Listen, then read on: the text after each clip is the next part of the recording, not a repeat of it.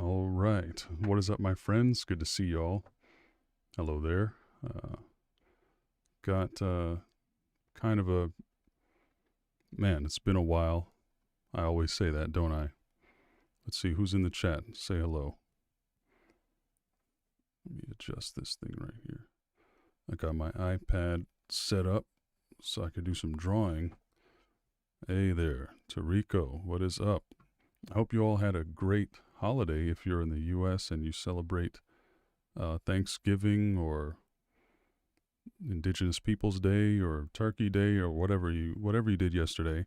Hope you had a good day. I hope you all are doing well, safe, enjoying life, treating each other with kindness and all that good stuff. You know how I like to see.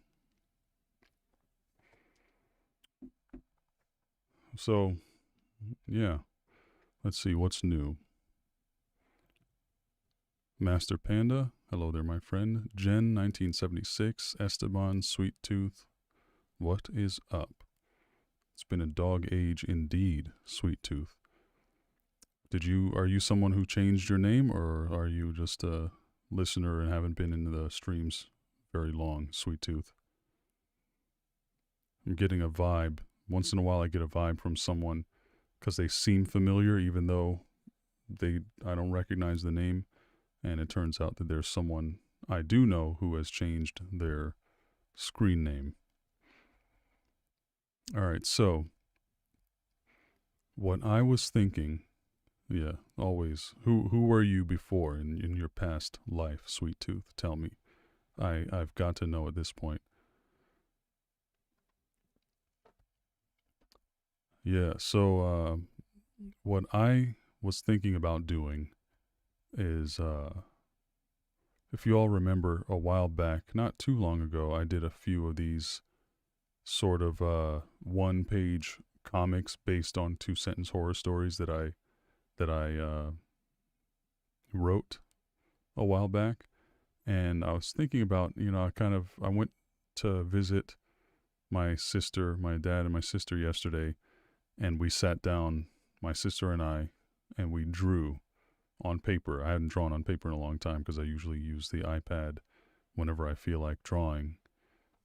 And it was a nice experience. It was nice to get back to the physical medium, and it kind of made me in the mood for more drawing. So I decided I would try my hand at doing another one of those comic strips or comic pages.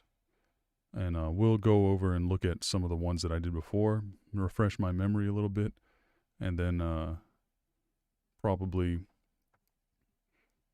look through some of my two-sentence horror stories that I did. Alliance Nights. That one seems kind of familiar. Yeah, I'm going to go through my two-sentence horror stories that I've got and see if any jump out at us that or at me especially, that I could imagine a one-page, decently creepy or disturbing type of story coming from it. So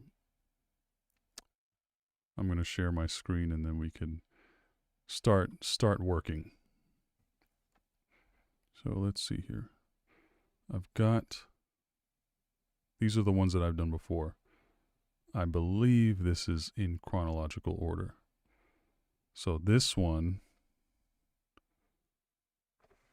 she was furious when her boyfriend wouldn't answer her. She spent nearly a minute yelling at him before she noticed her own body lying in the hospital bed. And if you see this, you see she's mad. She's looking at this guy who's just sitting there distraught. She's yelling at him, doesn't realize what's going on. And then, so you see that she's actually in the hospital bed, but this mysterious, shadowy force is worming its way into the room and looks like it's starting to wrap around her, like it's taking her into some next realm, perhaps.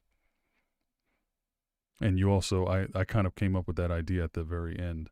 So you could kind of see like the little hints of it throughout the rest of the. Well, what's going on there? You can see hints of that thing throughout other, other cells in the comic there. So, second one.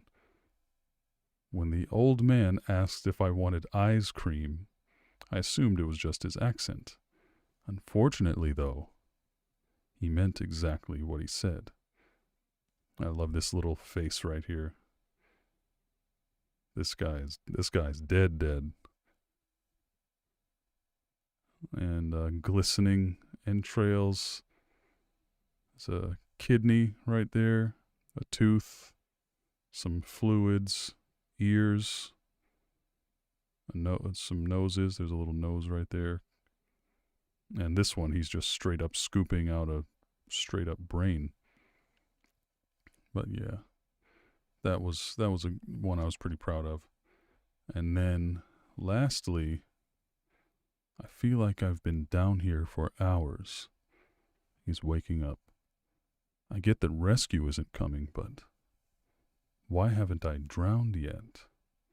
So he's like in what looked like, unfortunately, a plane crash, and he's at the bottom of the ocean, and he's just there in this limbo, just being alive, apparently impossibly, despite those bizarre circumstances. I used a totally different like brush and shading technique and everything for this one. It's a little muddy, but it's pretty fun. All right, so this is another one I just kind of was in my head, but I didn't. I never really completed it. So what I'm going to do now is I'm going to go through, see if I can pull up my previous 2-sentence horror stories. All right, let's see who we got. Hey, Nightmare Files, what's up, my friend? Good to see you. Doing big things. Congratulations, by the way. That man's completely taken off the map. Gabe, hello there, my friend. My friend got home from work. Very cool. And Arrow BZ, old friend of mine. Good to see you. All right, so let's see here. Okay, so I got a whole bunch of them. I think the ones that I underlined were ones that might make a good comic. So there's a couple of you here. We can talk about that and discuss a little bit and see which one we might try to do tonight.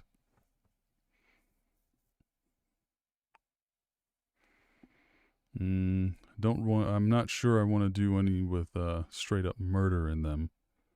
I did this one, number 7. This baby monitor one is kind of compelling.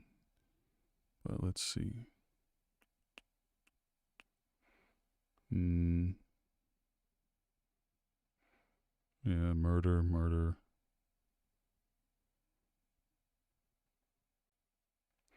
This one right here, number 19. If you look at this one, as a parent, I never thought I could give birth to someone kind enough to say she loves me more than life itself. Now, if I could only find a way for her to survive outside of her petri dish. So the creepy thing about that one is, to me, and the reason why I wrote it that way is just imagining something that is conscious enough to communicate like that, but it's inside of a petri dish. So it might not even be a fully constituted person, but it's just like it could be like a splatter of cells that somehow have a mouth inside of it, or some other way of communicating. The way I think the most visually disturbing way it would be in my head. It's very simplistic, but just like a small petri dish full of just some kind of medium, and there's assorted organs and parts like tiny ones inside of it, like an eyeball, an eye here that's kind of looking at the mother, the scientist, or what have you, and then like a mouth with teeth that's just a disembodied mouth in this nasty liquid, like fluid. But now that I think about it, now that I'm really describing it, oh yeah, fungus, that's a good idea. Yeah, have it look all, not even look human at all. That's an interesting take. I'm just trying to figure out a way to make it not look like the the what do you call it? Not look like the ice cream guy one. I feel like there might be some similarities there if I do it that way, but we'll see.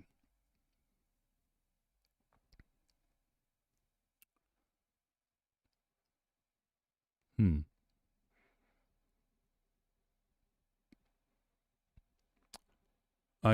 This one might be kind of fun.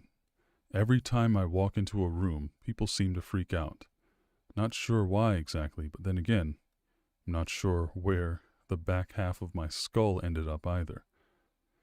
So that one I kind of imagine somebody walking into a room and people freaking out and getting scared and running away, and there's like three cells of that, and this person's just coming in just trying to wave at people, and people are, at first it seems rude, like these people are being judgmental, or they're just not, they're for some reason they're just being extremely mean and rude to this person by being disgusted by their very presence. And you're like, man, what's wrong with this guy? But the last panel is either from the side or from the back, and you see that the entire back of the person's head is completely gone, like it's been blown off or something like that. And that's a contender right there.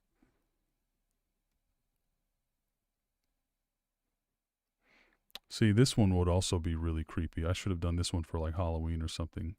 That girl from next door has been watching me sleep from outside my bedroom window. I was sure I buried her in the yard last night.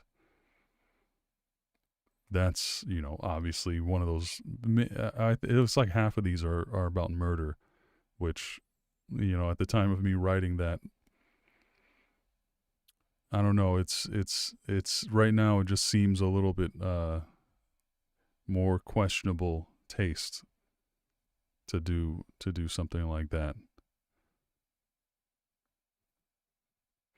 I don't know. Nobody complained or anything at the time, but just me looking at it now, I guess somehow I'm a little bit more sensitive about that stuff. So, okay, I think it'll be between the walking into the room.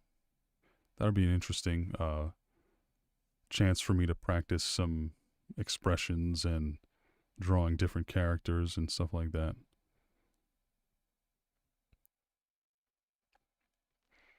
And maybe the petri dish thing. I'm not sure.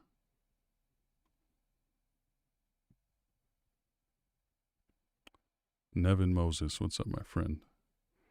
Good to see you. Yeah, I'm not sure. I mean, maybe I'll do. Hang on. Maybe I should put it up for a vote.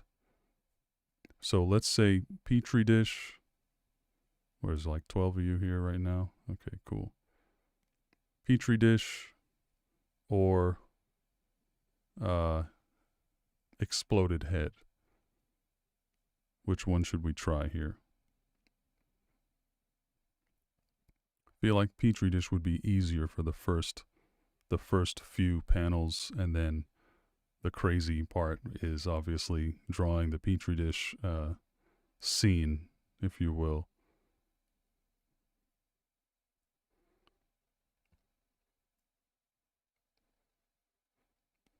Aerobeezy, you say exploded head. I'm kind of feeling that one too. It'll be a little bit more difficult. It'll be a test of my skills, but I might I think I might like it. We'll see.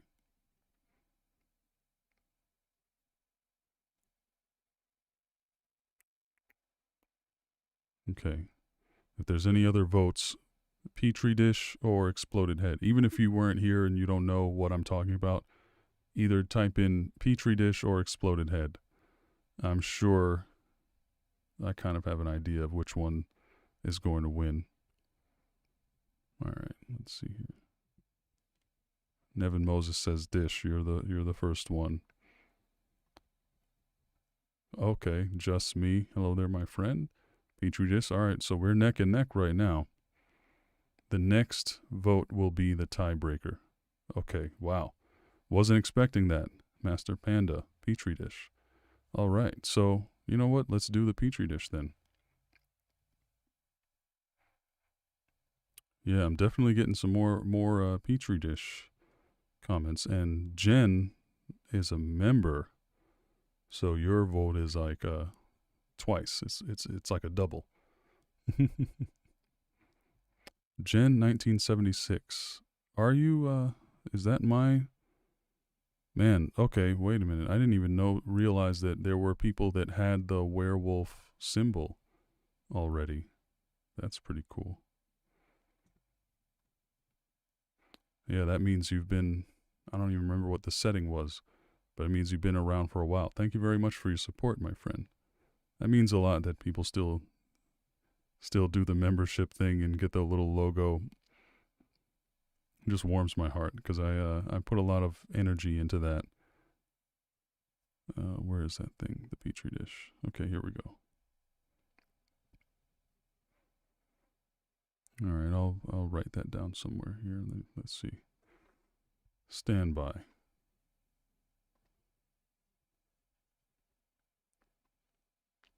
Pulling this up in a notepad so that I can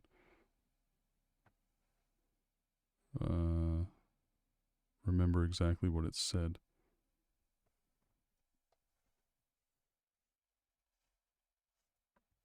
I might actually have to trim that down a little bit. It seems a little wordy. I was trying really hard to get it to fit to 2 sentences. As a parent, I never thought I could birth someone who would say they love, well, she loves me more than life itself. Now, if only I could find a way for her to survive outside of her petri dish. All right, so I'm probably going to copy that. All right, and boom. Nino Brown, hello there, my friend. Good to see you. I hope you're well. Anybody who didn't hear me in my initial greeting, glad you all are here. Hope you're having a great holiday, if it's the holiday season where you're at. And hope you are having a fantastic, lovely, wonderful life right now. This is a strange time to be alive, but I hope that you're making the best of it. I certainly am trying to do that. All right, so as a parent, I never thought I would birth someone who would say she loves me more than life itself. So I would have, wait, let's see the text.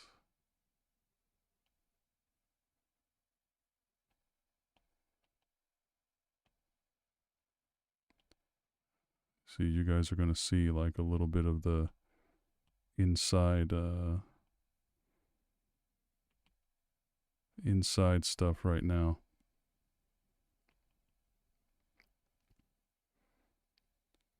set it up. So what I do is I set up the, okay, come on now.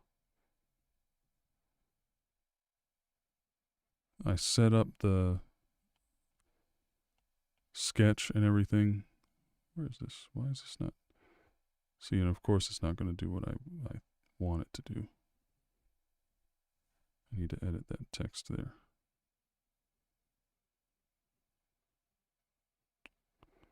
Okay.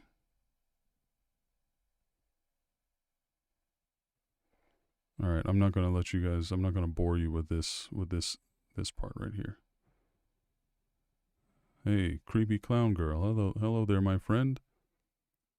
Yeah, I think that's like a year of membership is when you get the werewolf head. That was like the surprise special icon that I created only for those who were around. I mean, this is back when I was planning on doing a lot more content, like kind of before my mom got sick and everything.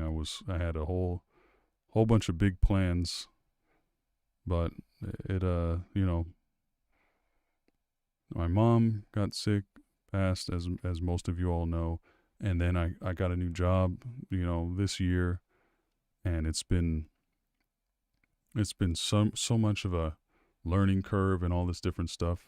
Totally different lifestyle than I have been before when I was with, in my previous career field, and I'm loving it. It's a great upgrade for me, but it's taken up so much of my mental energy that all I want to do at the end of the day is play video games usually, or sometimes read or things like that. But what I don't want to do is creative stuff like draw and write these days. And I just recently started getting a little bit of that energy back.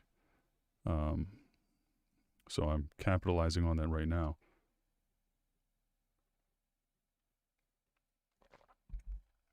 So, let's see. Let me just type this out. I never thought.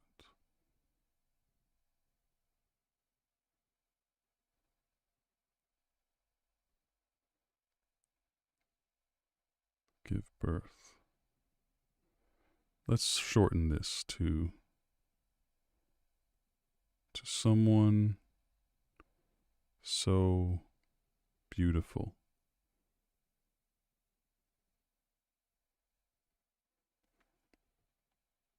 Yeah, I think that, it's just too long the way it was. I need to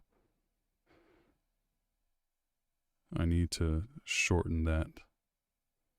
As a parent, I never thought you see, I can even remove that as a parent part.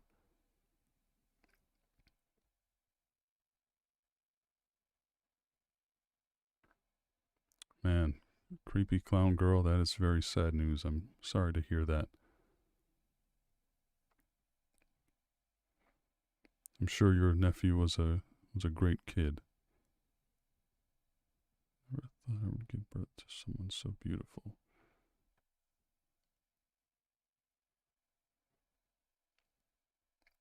Okay. So then, now, if only I could find. I promise it's going to get more interesting than this. Just watching me type on an invisible iPad for now.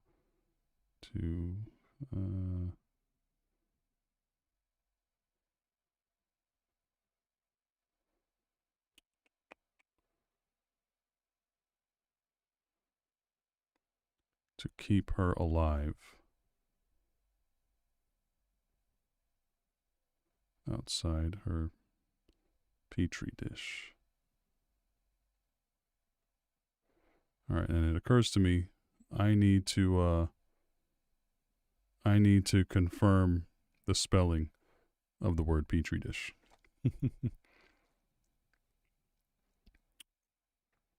Caribbean scary stories. Mr. Moses. Do you have some stories for us today that you'd like to share? Uh, Let me know, and maybe we can bring you on. I gave Mr. Moses the heads up earlier today because y'all might remember quite a while ago, it seemed like over a year ago now, Mr. Moses was one of my guests back when I did an interview with him, and he had some really interesting stories to share, and he also happened to be a formidable storyteller. So, yeah. I don't have any Caribbean scary stories right now. What was the point? Where were you going with that there, Mr. Moses? I'd like to know. All right. So, this second line is going to be on the down here low, and the first line will be up top.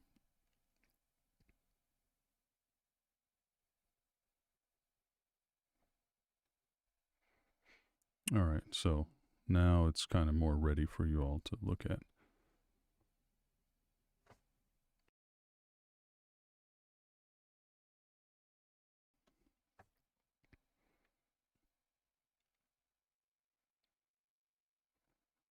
Yeah, zombies, Haitian folklore, and honestly, from credible sources to some extent, there are some grains of truth, some heavy ones. And I've been looking into some very interesting history and folklore about, like from African nations and tribes, and the way that the zombie has become a part of pop culture, and how the idea of it was kind of twisted and warped and demonized, really, by certain people in order to kind of discredit the cultural origins of that idea, the idea of zombies. And it's definitely something I need to get more into before I start talking about it online, but very interesting stuff. Moses, did we use, what do you call it, Discord last time when we spoke? I believe that's what I need for you to jump on if you're going to be a guest on the show. Let me know if you have your Discord, or if you can log into it. Yeah. Whenever you're on there, send me a message. I have it pulled up.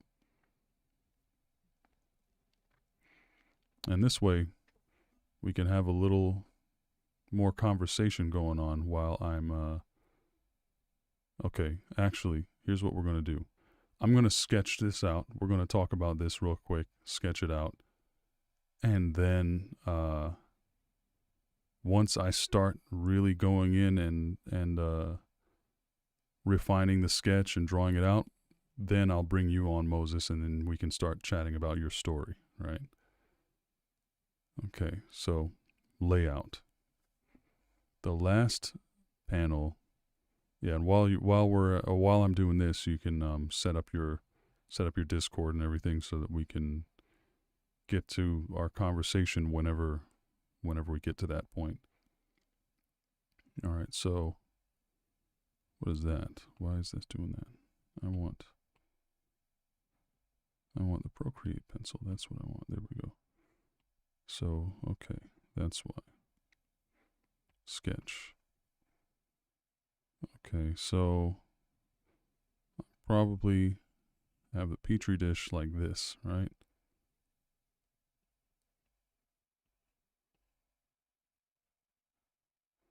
I want it to take up a huge part of the bottom of the screen. And there's going to be some weird nasty stuff in there. It's like a weird shaped mouth with teeth sticking out of it. A little like kind of maybe some kind of proto brain stem with a thing going to an eyeball.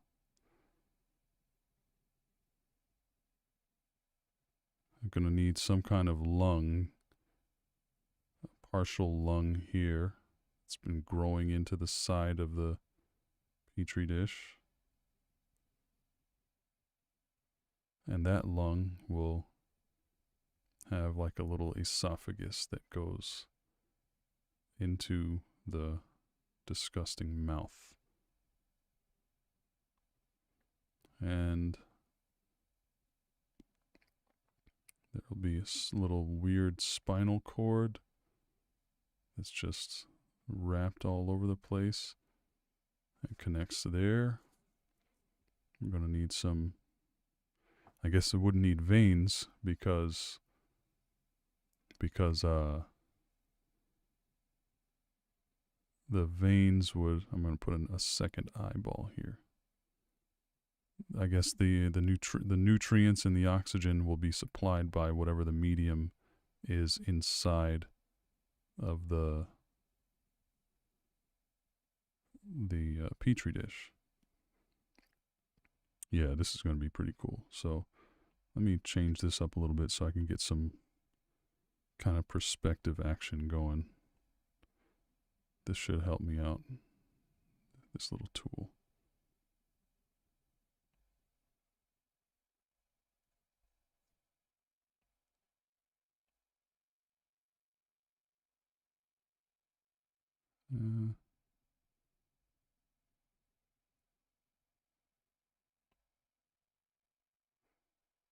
Yeah, I think that looks kind of cool.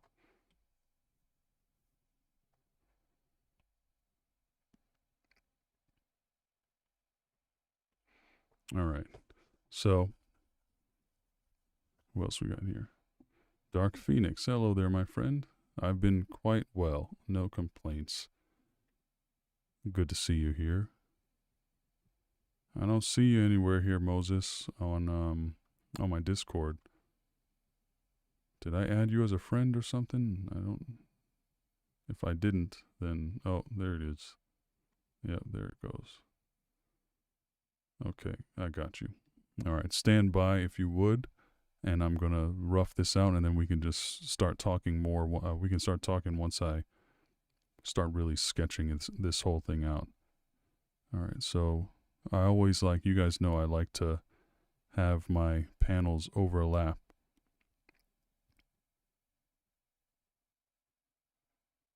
So this one is I'm doing it kind of backwards. Normally I like to start from the beginning. This time we're starting from the bottom. So this is going to be like a rough sketch of, does that make sense? Maybe I need to change that, but I'll get it in a second here. Rough sketch of a microscope. Because of course, this person uses microscopes in her work.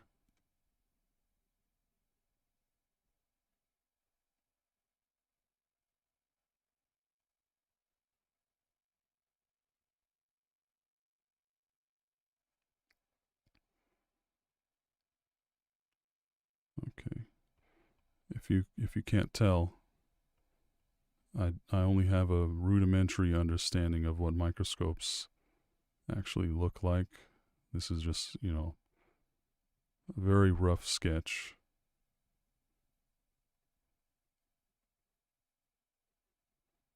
And I got like all this perspective I got to deal with and all this stuff. So that's one thing I'm really, really trying to get better with is working with perspective.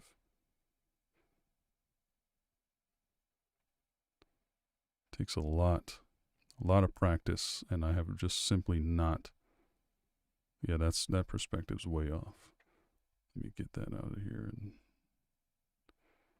it's one thing I was talking about with my sister, who's a kind of an up and coming artist on Instagram and stuff. She's like selling paintings at art shows and all kinds of cool stuff like that. I was telling her, hey, if I was, we were drawing on a physical medium, and I was telling her, this perspective, the perspective that I try to do on this picture, it's all jacked up. I mean, if this was a digital medium, I would be able to just kind of mess around with it and infinitely erase and fool around until I got exactly the look that I wanted. But now I'm kind of like, I would have to erase the entire thing and start over from scratch. But it does have, physical mediums definitely have their merits as well. You can't just poo-poo on the whole thing. And it's really good for practice too. Just getting the feel of how things are supposed to go.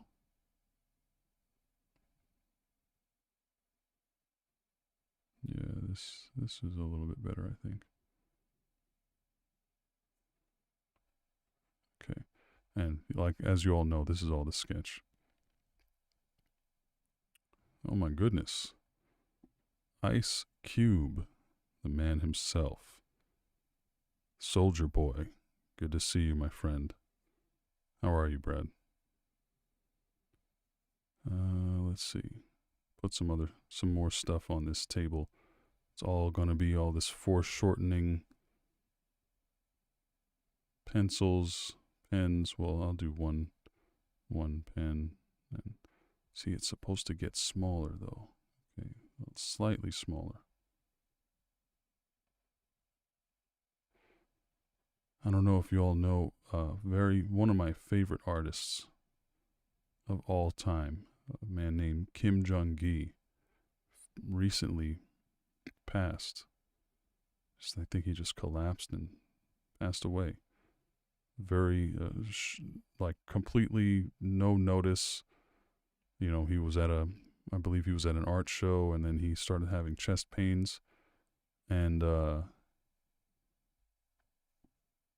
he collapsed, passed away, just out of nowhere. And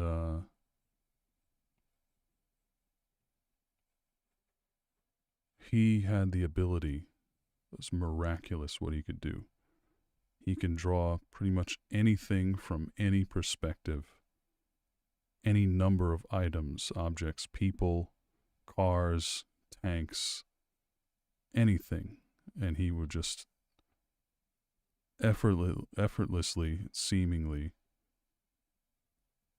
create these huge landscapes of activity and stuff happening. It was insane what he was able to do. I need to study him a lot more than I have. If I had a chance to ever meet him, I would have loved to ask him how he did that, how he got to that point.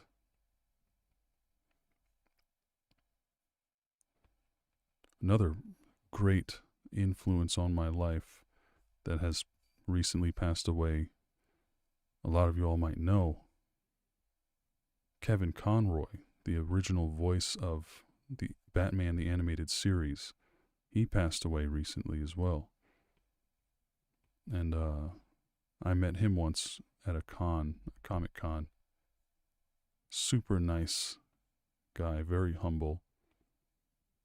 In my opinion, the one and only true Batman that was universally loved was Kevin Conroy's Batman, the Animated Series. I believe he also did the Arkham Arkham series as well. Very, very talented voice actor.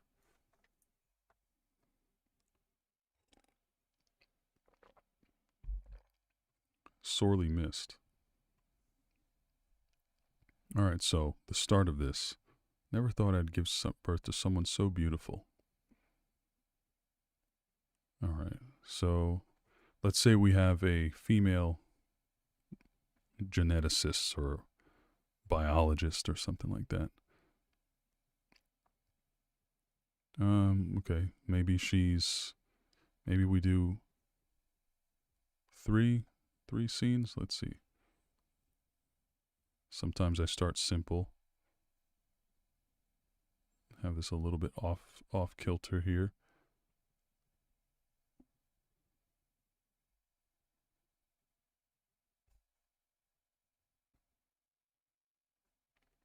I'm going to split this text.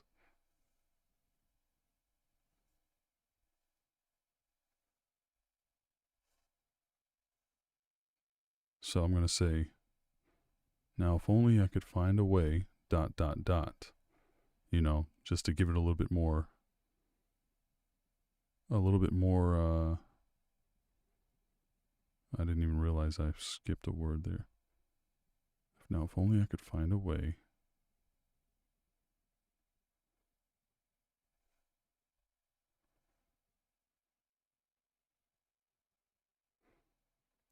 to keep her alive outside her petri dish. I think that's better.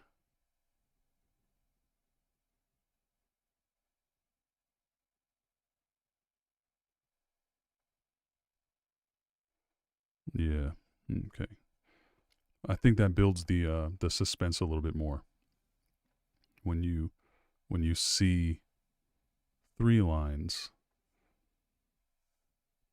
So, you guys gotta realize I'm kind of coming up with all this in real time. I haven't thought about this ahead of time really at all, except for the fact that I knew that I could probably I would want to put some kind of weird mess of stuff in the petri dish.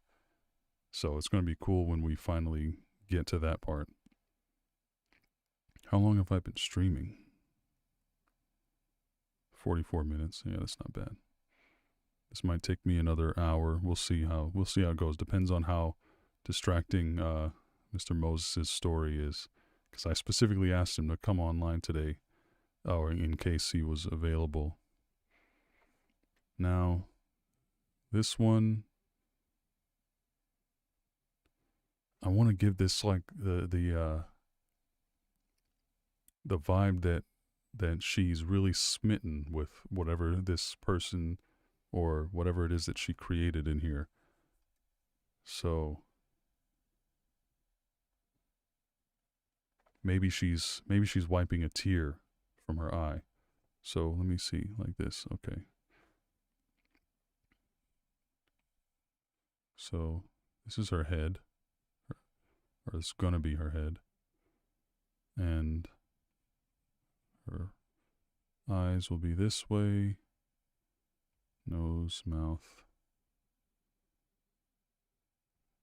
Nose this way. Mouth.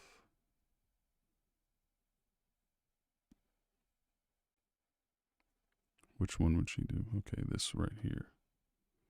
I'm using myself as a reference.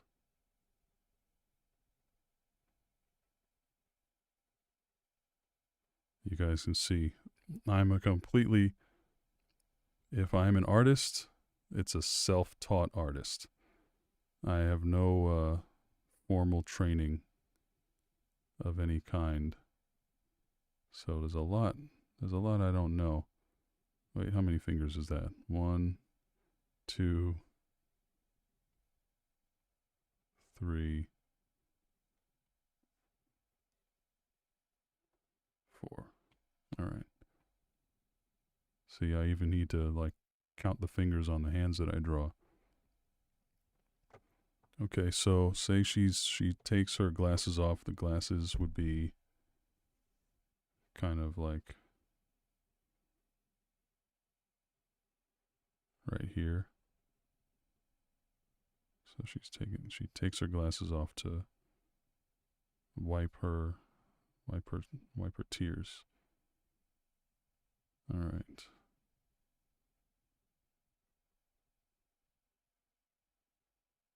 Okay.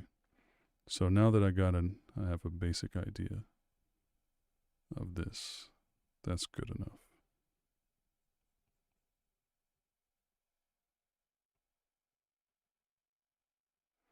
Okay. Never thought I'd give birth to someone so beautiful. All right. Glasses. Yeah. Good to see you're well, Brad. How's the service treating you, my friend? So, okay, let's say for this part, maybe she's what would she be doing? Searching for through stuff. Maybe we need two panels here. Maybe she's like looking at a computer screen with data. Computer screen, data, testing stuff.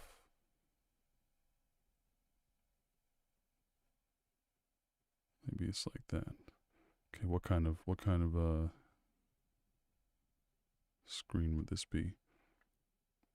And then the second scene, I would have her maybe with her glasses on, and the glasses showing a reflection of all this information on the screen. Glasses. We'll see. I don't know. I'm not really feeling that, actually.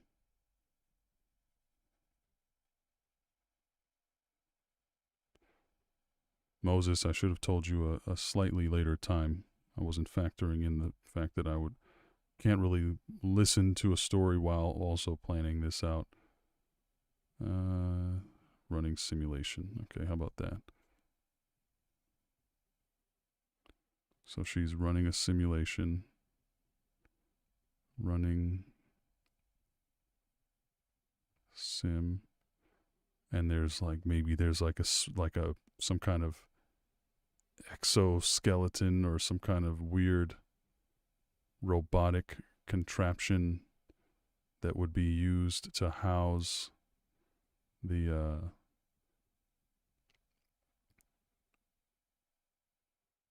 existing organs and system of this creature. Some kind of spider-like thing comes to mind. So imagine all these, like the eyeballs, the brain, the lung and all this stuff being housed in a insect-like strange system. And she's going to use that as the body to enable this life form to speak, and not to speak, but to live outside of the petri dish. That's kind of interesting. I don't know how creepy it is, but it's interesting to me. Okay. What time is it now? All right.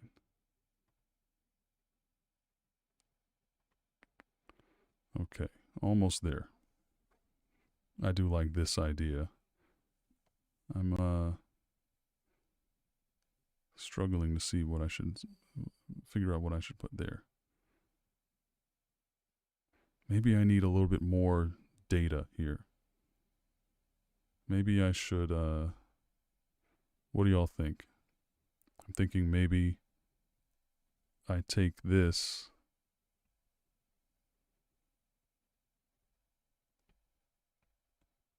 extend it out here, and maybe give a little hint that it's going like the parts, the eyeballs are going in there.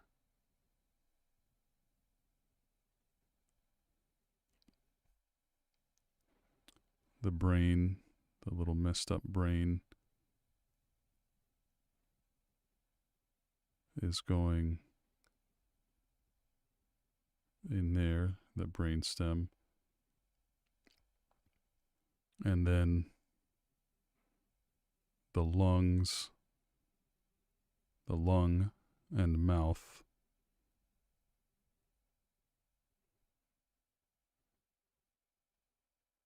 are going in here.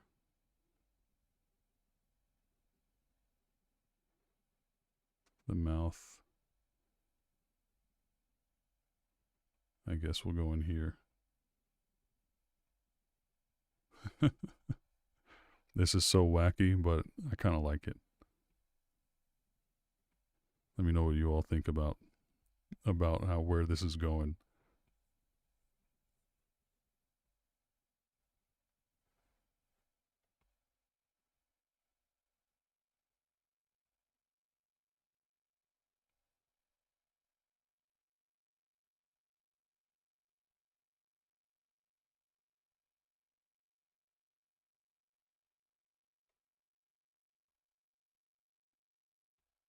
I'm going to have it say failure.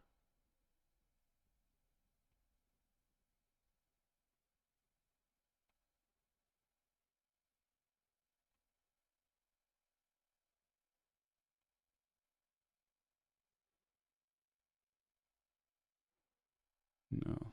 Yeah. Failure.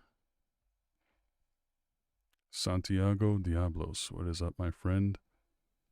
It has been a long time indeed, as it always is. I am like the least regularly appearing YouTuber pretty much of all time. And I make no apologies at this point about that. I only do, if I was just coming on here and just pumping out content whenever, whenever I thought it was needed, I guess, or I just was doing it out of necessity, then I wouldn't be enjoying myself, and you would be able to clearly tell that.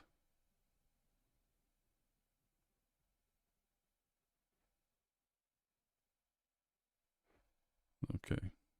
Yeah, this is super wacky, and I am into it. All right. Moses, it is about to be your time to shine. As soon as I finish this rough sketch. Yeah, this is appropriate. I like it. All right. Hey, nobody's ever late to a Mr. X Dreams stream, because I am the one who oh, free girls in my city. That's, what is that? What are you trying to say there? Okay, I'm going to remove that. I don't know why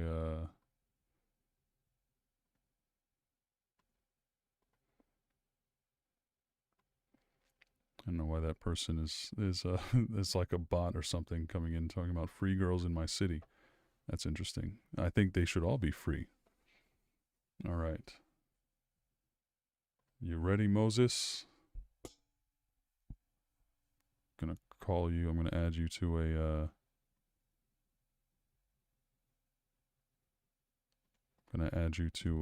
a chat room, or how do I do this?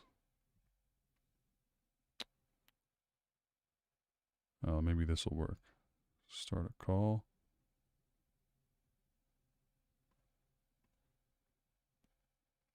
Hey there, you hear me? I do. Now, let me see if they can hear you.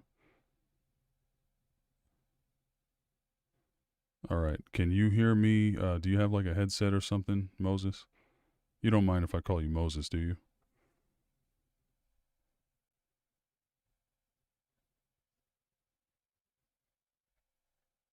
I hear you quite well, but I sometimes hear my voice coming through your speakers as well. Uh, okay. Okay. All right. Should be good to go. So you all, if the chat can confirm that you guys hear Mr. Moses speaking as well as I do. Hmm. Oh, Aaron England. Greetings, my friend. You saw the same spam message on another channel? That's awesome. Yeah, I guess they are hurting for business, but I mean, there wasn't even a link or anything to find the free girls. I don't get what their point was. Unchained Soul subs. Hello there, my friend.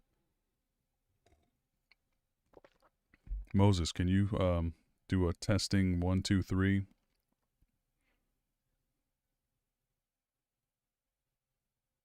Anybody hear that? Moses just said testing, testing. You see, I wish I had the resources to iron out all these types of things before I go live, but it is simply what it is. It's just how it goes. I'm not seeing anyone reporting hearing you. One more time, does anybody hear Moses talking? Yeah, somebody. I mean, everybody here should have heard it at some point. Hello there, Flip It. Can you all hear anyone other than me talking at any point?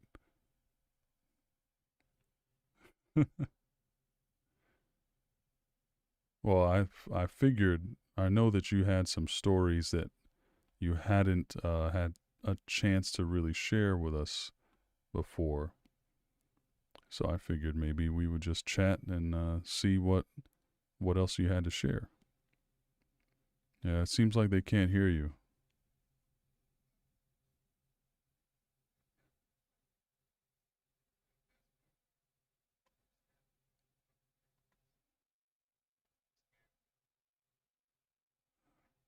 I do not like doppelgangers. That is one of growing up, that was one of my greatest fears. I've since I haven't spent too much time thinking about that, but I'm sure I will once I hear this story. But if I'm the only one who hears it, then it's not really gonna reach its maximum potential. So nobody is hearing Moses' voice talking right now. Is that what I am to believe? That is so strange because, yeah, nobody can hear you. And, okay. Yeah.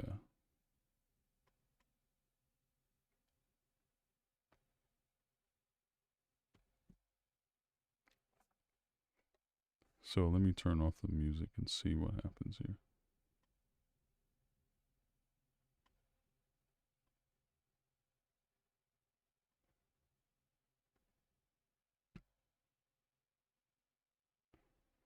All right. Can you hear me now?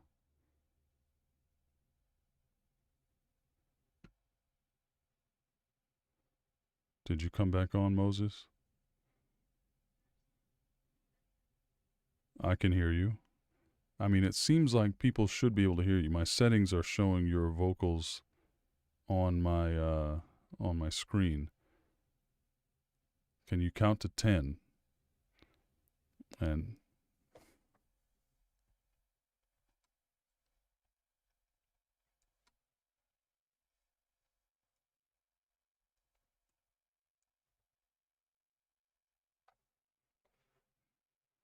okay.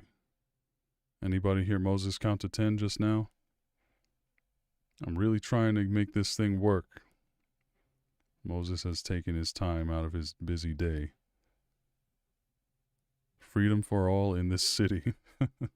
Thank you, Tariko, for sponsoring tonight's show with a generous super chat. Mm-hmm. Yeah, okay. Has it been that long? Yeah. Yeah, it's been at least several months. Yeah, they still can't hear you. Tariko said noses on Moses. Can't hear him. I do not understand. Okay, let me see. Maybe there's something wrong with my settings here. But it seems like okay. All right, I'm gonna try to figure this out real quick. Give me 1 second. I'm gonna try to figure this out and see if I can get this going.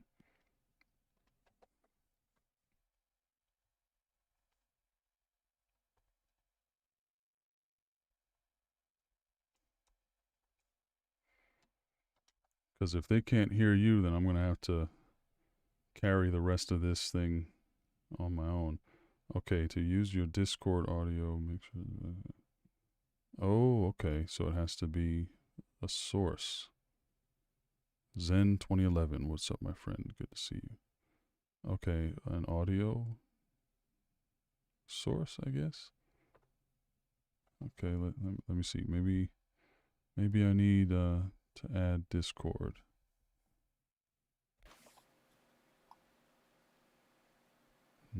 No, I don't see a way to do that. So strange.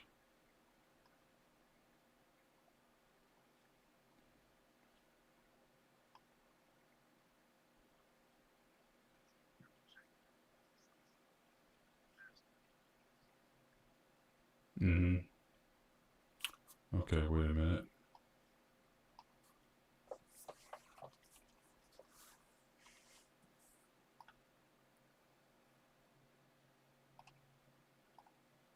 All right.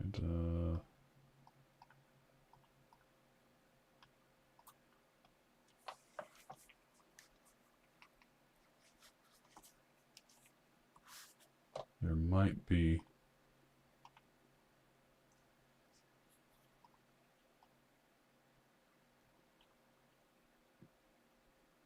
Yeah, I'm not seeing it. That don't make sense. All right, hold on.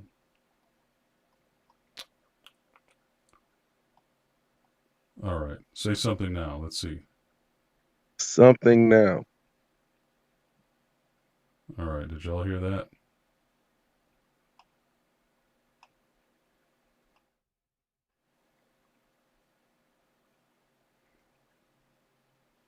Well, someone said, there you go. Yeah. Now someone is saying yes. So Okay, perfect. maybe we hit the magic button. What you hit? I changed the output, my output device to whoa. Now they're probably hearing. Did I get louder just now, y'all? Let me know. Yeah, this You is. sound the same over here. Yeah. Yeah, this is so weird. I'm like, it's not even letting me delete certain things and stuff. Okay. All right. Well, I'll do my best not to cuss. No, that's fine.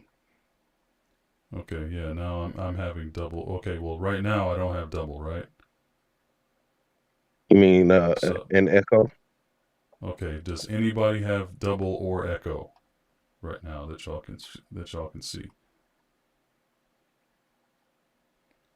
Thank you all for putting up with this silliness as well. All right. So, right now you should be able to hear me one time and Moses one time. Say something real quick, Moses, please. Something real quick, Moses. All right. Okay. Well, I think that's as good as it's going to get. If it gets too crazy for y'all, then let me know. All right. So, Mr. Moses, thank you very much for joining us this evening. Well, thank you for finally getting back in touch with me. Yeah, well, we've been in touch. I mean, it's not like I've been ghosting you or anything, and we just haven't been on stream together. Yeah, I thought I ran you off. I thought some of my stories. Everybody isn't always excited to hear, different stories, ghost stories and whatnot, which I understand. But yeah, yeah. Um, Actually, I've been thinking about because it's not just stories that I have experienced, but stories that friends of mine, have experienced and whatnot. Mm-hmm. And one of the stories that I've been thinking of a lot today has been, a friend of mine who had a doppelganger experience. I think it was back in like 2015, and basically, um, he was moving from Chicago back down to Mississippi, and he moved in the Metro Memphis area to a place called what is it, South Haven, and South Haven. it was a nice new, apartment complex. And he got this deal for like $800 a month for a three-bedroom apartment, and it was a newly built complex. It was late built complex, and they were ecstatic, especially moving from Chicago. Thought he Mm-hmm. was getting such an amazing deal. And like 3 months in, he was telling me one morning he had gotten up to use the bathroom like around 4:30 a.m. And as he was walking back into his room, he walked in upon a woman standing beside his bed over his wife that was sleeping at the time. Hmm. The problem is That's a red this, flag. yeah, yeah. And this woman was identical to his wife that was sleeping at the time, Hmm. except she was wearing all black. But the face and everything, that was his wife, what he know his wife to be. So when he walked in, he said he and the entity eyes made contact. Eyes met. And he said that's the thing, that he thought at the time was the departing spirit of his wife, you know. Once they made eye contact, he said the thing like dematerialized like into like glitter Hmm. and fell across the bed. Yeah, yeah, glitter, pixie dust Like a fell pile of across it? the bed. Yeah, yeah. Oh, wow. And he's in a panic thinking that his wife just passed away and run over like, baby, wake up. And she wakes up from her sleep, wondering what all the bickering was about. Hmm. Well, it's like, hey, just saw something, just thought you died on me. I thought I saw your ghost leaving. And, Hmm. he told me this like on a Monday morning. And I talked to him about 3 days later, and he had moved into a completely different house. So Yeah, he that, went as on you to do. yeah, yeah, he went on to tell me that, he and his wife at the time had a talk with the children, at the house, and they too were seeing, this entity around the house. And they just decided that they didn't know what it was, but they wanted no more parts of it. And they immediately uprooted and, found a different place to stay. Quite quickly, I must say. So yeah. Yeah, well, I would probably do the same thing. I mean, I imagine it's difficult to pick up and move based on something, but I mean, seeing something that extreme, a full body, and you know your wife when you see her, you know, Yeah. that's something that's not an easy thing to mistake. That's And very disturbing. and another, doppelganger type experience that we would see um, would be back at my grandfather's home. And, you got to understand, my grandfather was a brick mason and, he learned brick masonry from the military when he was drafted in World War II. So being in the Jackson, Mississippi area, he had his own company of building homes, and he built a home for himself and his family from the ground up. Mm. So when hear someone, build a house, from the ground up, you know, normally when you think of things being haunted and crazy stuff going on, you think of somewhere that someone has lived in, for a Yeah, while. But one of the things about Mississippi is, hey, The there's been a ground lot of dead itself. people. Yeah, yeah, whether it's from people just being in places being buried or the wars, you have the Civil War or other type of wars and uprisings and slaves being killed and buried, Yeah. all over the place. So you can easily bury your home on someone's grave having no idea that someone is buried there. Yeah. And that's kind of the uh situation that we suspect. Also, dealing in when it comes to like supernatural and whatnot, people talk about elementals and different areas where weird things happen. You have these entities that dwell in certain places. It's easy to also, if you don't know anything about the place, um, accidentally, encroach upon someone's or some type of entity's, domain, not knowing that, where you are encroaching upon. And this is Tigaloo, Mississippi, for the northern part of Jackson, where that borders onto Madison County. So, like we've said before, we've had so much, yeah, yeah, we've had so much activity and so many things going on out there. You know, you don't know what's left or what echoes are left upon a place. Hmm. But yeah, man, growing up, relatives would see, my grandfather's doppelganger walking around the house while he was in the bedroom sleep. Yeah. And it was like, I know I saw Big Daddy walking around the house, but this was a bigger version of Big Daddy. This was, my grandfather was 6'5". So to say that you saw a bigger version of him, that means this entity was massive, you know? Yeah, that would be extremely unsettling to me. Yeah. And just like I was telling you about my cousin that to this day, and he is now 45 years old, he will not venture upon that property when the sun is going down. He Mm. just wants no part of it. And this is somebody that you think of as brave. But yeah, what it is that he witnessed, the entity that he saw standing outside the what do you call it? Outside the uh bedroom, it was just like, hey, you know what, man? I saw that when I was 7 years old, and that was enough for me to see. Because the entity was very similar to what I described to you when I last talked to you. Except the what I saw was pale skin with huge eye sockets. And like I said, eye sockets. As Hmm. a 4-year-old, you thinking, "Oh, I don't see the eyes because it's dark, because it is dark." But as you grow older, you realize a lot of entities that have no eye sockets are seen as demons. Yeah. And, so what is this thing in this time? It was dressed in the same overalls, the same type of flannel shirt, except it was black. Hmm. And I would say this, we had this cedar tree in the backyard.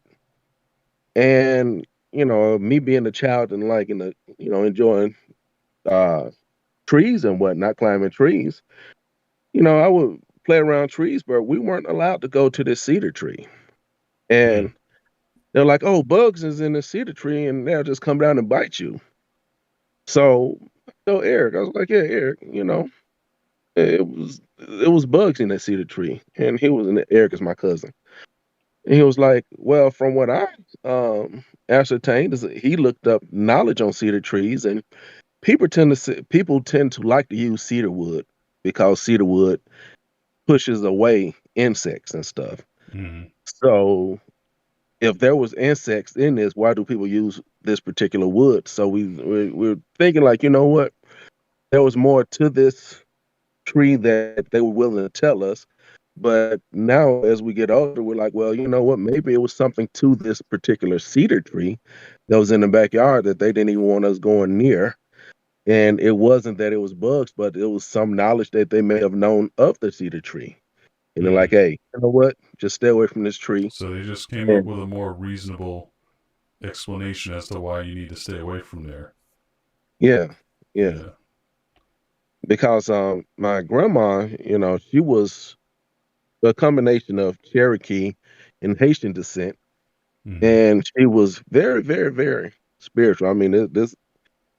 I remember Doc Waters saying, like, when people when he would go to church and people would put their hands over his forehead and they could feel the rays, the energy coming from his forehead. Now what we consider the pineal gland. Well, my grandma was one of those people. I remember at the age of 3 years old, I used to like to just kiss her forehead because it was tingly like electricity when I would kiss her forehead. Mm. So, me not knowing anything all about this, anything like, hey, what is spiritual? I didn't know nothing about that stuff. The only thing I really knew about was when they went to their church, people talked about the Holy Ghost. They would play music and shout. That's the only ghost I knew about as a child.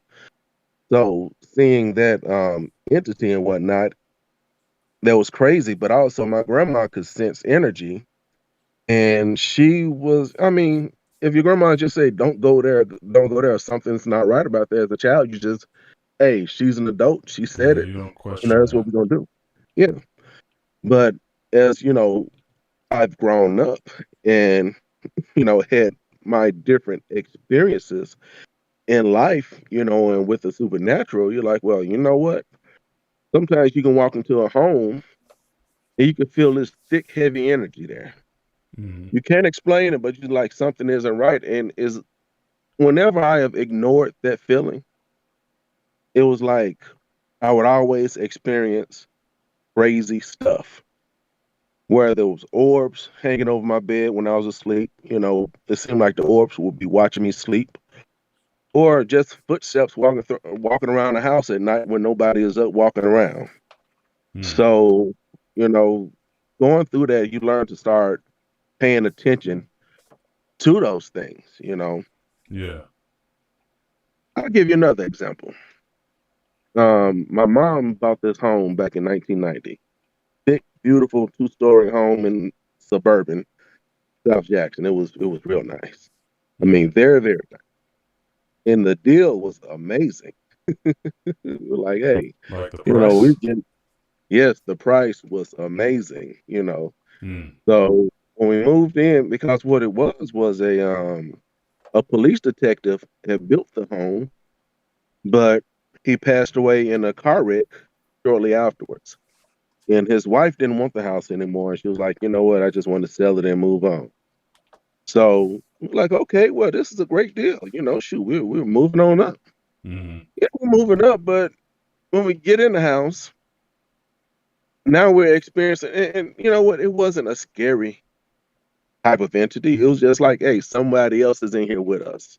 Mm. You know what I mean? Just a You know, presence. Kind of yes, neutral feeling. man. I'll never forget. I think this was like in 1992 in autumn, and we had this beautiful living room with the wood burning fireplace, and my sister and I, was sitting in the living room when our stepdad, and the fire is going, crackling, and and my mom was at work. My mom being a nurse, she'll work all types of shifts. So Mm. we're sitting down watching TV with the wood crackling, and it's real nice and cozy. And we hear boom, boom, boom, boom, boom, boom, boom, boom, boom, boom, boom, boom. Just walking around like folks are just doing stuff upstairs above us. Mm. We all looked up at the ceiling. Oh. Then we all looked back at back at each other. Like, well, who is upstairs? And my stepdad looking at us. All I can say is my stepdad did not sleep upstairs. He would stay in he would sleep in the living room in his chair. When my mother wasn't home. Mm. So, and that was just life, with that, home. Yes, it wasn't anything scary, but it definitely felt like, hey, somebody was living upstairs, and Yeah, we let them thinking, have their space, Don't yeah, be crowding them and stuff. yeah. So yeah, when you start learning those things and stuff, learning that there's a difference between because I'm convinced at least one third of people experience something supernatural, but it's not scary enough to be like, and most people work too hard. Who really have time to be worried about a ghost when you're trying to pay a mortgage and paying all these bills? Mm. So basically, they're not going to, unless it's Amityville or Poltergeist. You learn to live with it. Yeah. They might drink a little bit more to fall asleep faster. So hey, if it's Sunday, when you're drunk, you really don't care. Um, but it's just that you learn to deal with it. It's the real scary stuff. When you wake up and there's that dark shadow standing at the foot of your bed and you can't move, that makes you say, you know what? It's only so much of this I want to deal with because something's not right with this house. Yeah, You, and then you know you what I'm don't want to saying? wait until something goes down for real, Yeah, and then you end up making on a documentary or something. yeah, yeah. Seriously, so that's why I try to tell people, even people who say that they're not spiritually sensitive, if the atmosphere is thick enough, you definitely would feel it. You Yeah. know, and that's just the truth. So don't um don't discount your senses. Regardless, especially if the deal seems to be too good to be true. Wise words, my friend. Um, yeah, I would like to share another experience that I had as well. Back in 2002, my mom got another good deal on the house. All right, I'm Yeah, noticing a pattern here. yeah, yeah. And it was a nice house, kind of out in the rural area, right on the outskirts of Jackson in the county. And we moved there. Once again, when I walked in the door, it felt heavy, but shoot, hey, I didn't have enough money to get my own place. I was still a young adult. I was like, what, 21 years old? So like, hey, I'll pay you for this room. We'll be in here and be all right. And for the most Mm, part, we were. And we we started experiencing stuff out within like a year of moving into the house. That's when things really start getting kind of heavy and thick. mm, What was the first thing I experienced? You know what, man? What happened was we had this family that lived around the block, mm. and you would think that hey, if someone passed away and they didn't live on this land, on this property, it wouldn't affect. And that's what I thought, also. But the mom was going to, taking the kids to school, and she ended up having a head-on collision with a student that was running late for school and that decided to pass cars on the double line where you're not supposed to pass, and it killed the mom and the five children and a teenage girl that was running late for school. Dang. And that's when we started hearing kids run through the house. I lie to you not. Mm, It would sound like children were playing tag in our home wow. when the sun went down. And at the time, my niece, my youngest niece, she was 2 years old at the time. And it was on a Friday night. I was sitting in my room with, the only light that was on was the TV in my room. And I was watching the History Channel, because I like documentaries. And I hear footsteps racing through the house. Do, do, do, do, do, do, do, do. And I'm like, what is she doing running through the house at this time of night? So I got up to check on her, and she was in my mom's room in her little makeshift bed, well tucked in. mm, I'm like, oh no, it's not her because she can't tuck herself in that well at 2 years old. I'm mm. like, okay, maybe I was just hearing things. So I sat back down, and all of a sudden I started hearing the running again. It was more than one child sound like. And what's crazy is I would hear them run through the house and through to the porch without the door opening. So you would hear kids, like they're running tag. And we had this wood porch, because it's kind of a country style, the ranch style with the porch out at the front. And also, my granddad was living with us, and he had, he had a wheelchair, so we had a wheelchair ramp outside the door underneath the carport, where you guys probably call it the garage, but the carport. Yeah, And I'm I following. promise you, the footsteps will run right through the door down his ramp. And then you hear running back through. The door didn't open, but they will run just straight through, and I'm like, what in the world is going on? That's Well, weird. Yeah. I got more to add. Well, at the time, my nephews would come over and we had this huge grand den with vaulted ceilings, fireplace was real nice. And they would have a what do you call it, blow up bed.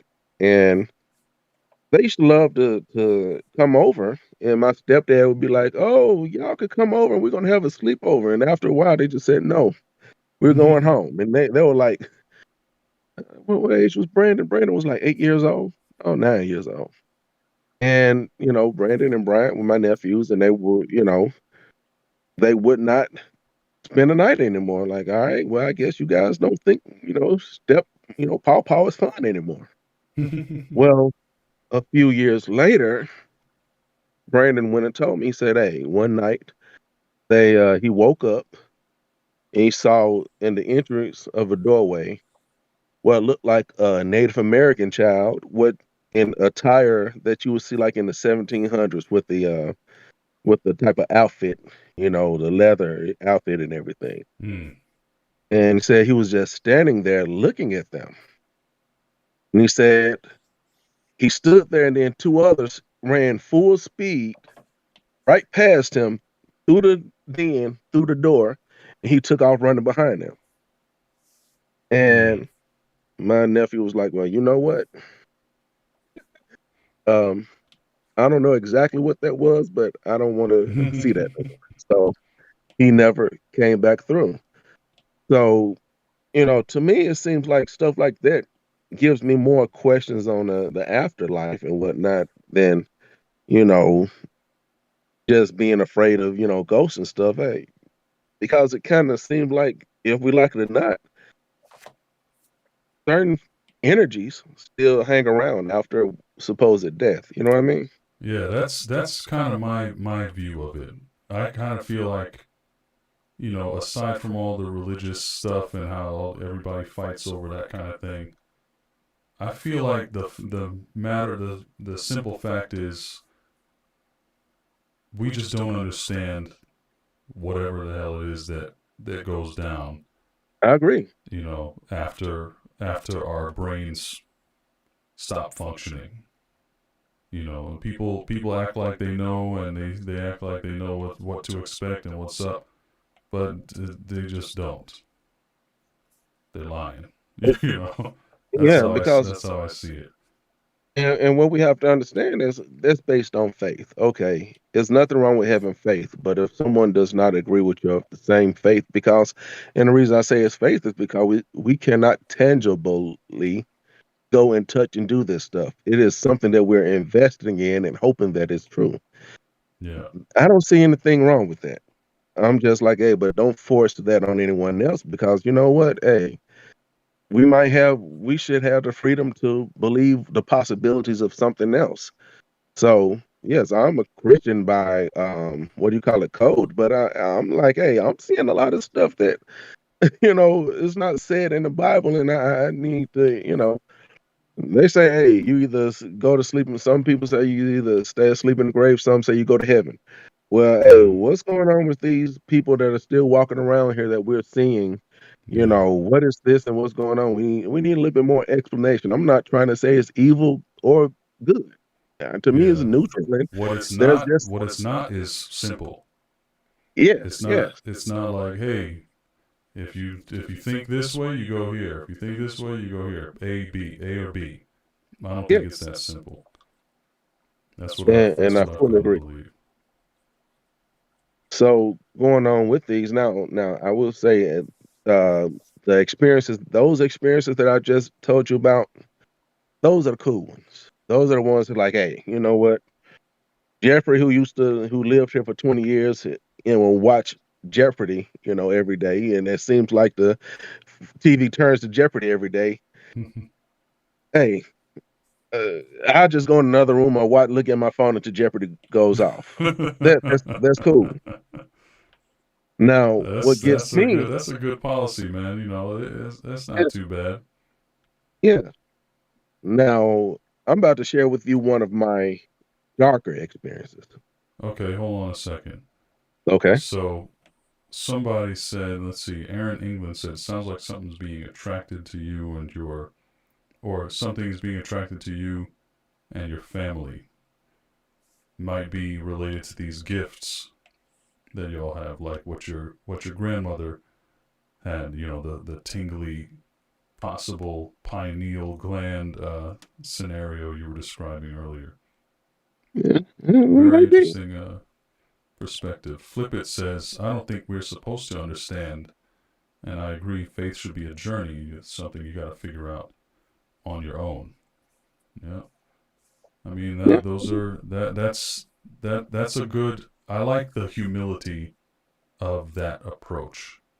The most annoying and frustrating thing that I really encounter in that whole thing is people just proclaiming that they are the purveyors of the truth of the matter when we all know that that's the whole point of calling it faith. It's just stuff that you don't know or understand, but then some people act like they do. You can't have it both ways. yeah, That's what I yeah. that's what I say. It's a growth. It's a walk of growth. But you also have to have some wisdom with it as well. So Mm-hmm. that's Absolutely. my take on it.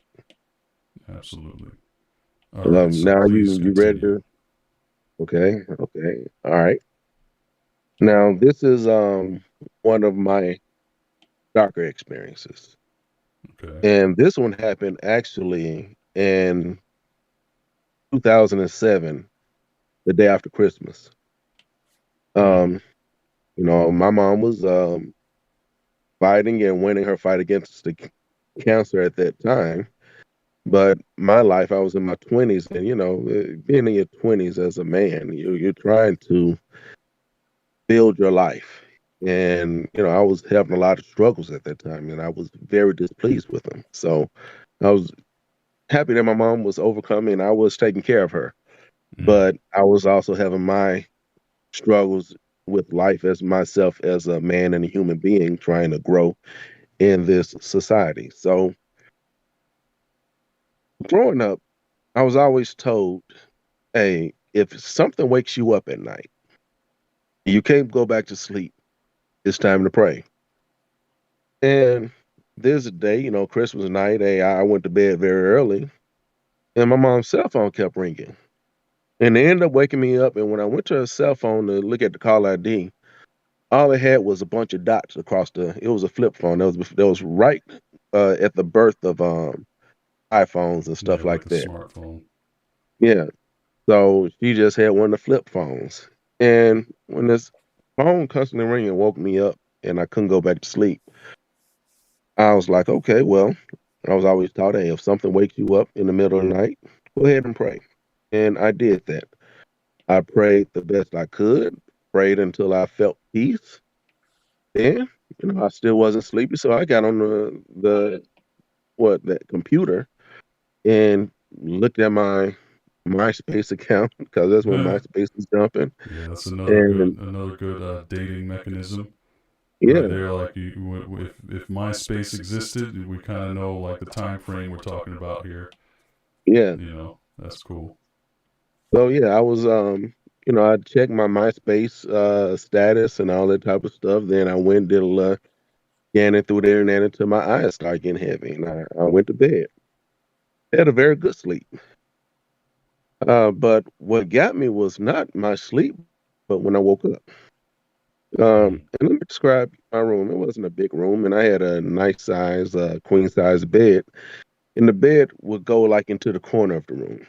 So Mm. it was against the wall in the corner. So I could have a little walk around room, for my dresser and whatnot. And I would normally sleep with my feet across the bed with I slept wild. So my pillows were up against the wall. And when I woke up, and I also have to say my feet was going out the side of the bed, not Mm. the regular foot area. But hey, I was comfortable and I slept good. That's what matters. Yep. So when I woke up to this tall, shadowy figure. And you got to understand, this wasn't nighttime. This day, the sun was shining through bright, Mm. and I saw this thing quite well. And I'm looking at it, and I'm like, Okay, I'm having a hallucination. Let me Hmm. close my eyes so it can disappear. So I closed my eyes and I opened them again. It was still there. And let me give you a description of this shadow because it was tall. I think the average house ceiling is like what, 7 feet tall or something like that. I think it's about 8 feet. Well, the head went all the way up to the ceiling, and it was dark, but it looked like the figure of someone in a cloak. Hmm. Now, where the face is supposed to be in the cloak, I'm gonna tell you, man, when I looked into that thing, it was soul stirring dread. I mean, like I was looking into the gateway of hell. That's the best way to describe it. Inside the cloak. Yes, and where the face is supposed to be. So I stopped looking, and then you talk about dark. It was super dark. But as the Hmm. body came down, it never had a real form of body. But as the mid section came, it had like little shadowy tornadoes flowing in between, within the darkness of the cloak type figure. Hmm. And I'm like, okay, I'm really tripping right now. So let me close my eyes again, and instead of just continuing to look in its direction, let me look over in my closet, open my eyes while looking at my closet, and then lift my head back up. And it should be gone because, hey, this isn't real. So that's what I did. I looked over in my closet, opened my eyes, brought it back, and there it was again. It was still there. Hmm. I did that 8 times. And after the eighth time, I'm like, okay, who are you or what are you? Is this death? Because this looks very close to what I've seen and had the description of death to be, except there is no sickle and stick. There's no bony hands and there's no bony face. But hey, looking at this thing, I'm really like, hey, what the heck is going on? Hmm. But then I remember, I'm like, you know what? I prayed. I prayed last night. I believe in Jesus. So what the hell are you doing in my room? So then I decided I was going to get up and confront it. When I started to make the effort to confront it, that's when I realized that it's almost like there was a force field on me. Like gravity was many times heavier with me trying to get up. I could move, but there was force unseen holding me down. Hmm. And I remember thinking to myself, if I was on the railroad tracks and there was a train coming, I would be in a real bad situation right now Oh because wow. I'm getting up, but I'm getting up real slow, but I'm fighting it. And then I focused in on it with just grit and determination that, hey, I'm going to stand toe to toe with you. I don't give a damn. I'm standing. Hey, whatever happens is going to happen. Yeah, you're not gonna go out like no punk, right? Yeah. When I was lifting myself out and coming out the grit and straining, and next thing I know, I broke free. And I was standing in the middle of my bed on one knee, looking where it was before I broke free, and wondering what in the hell did I just experience. Hmm.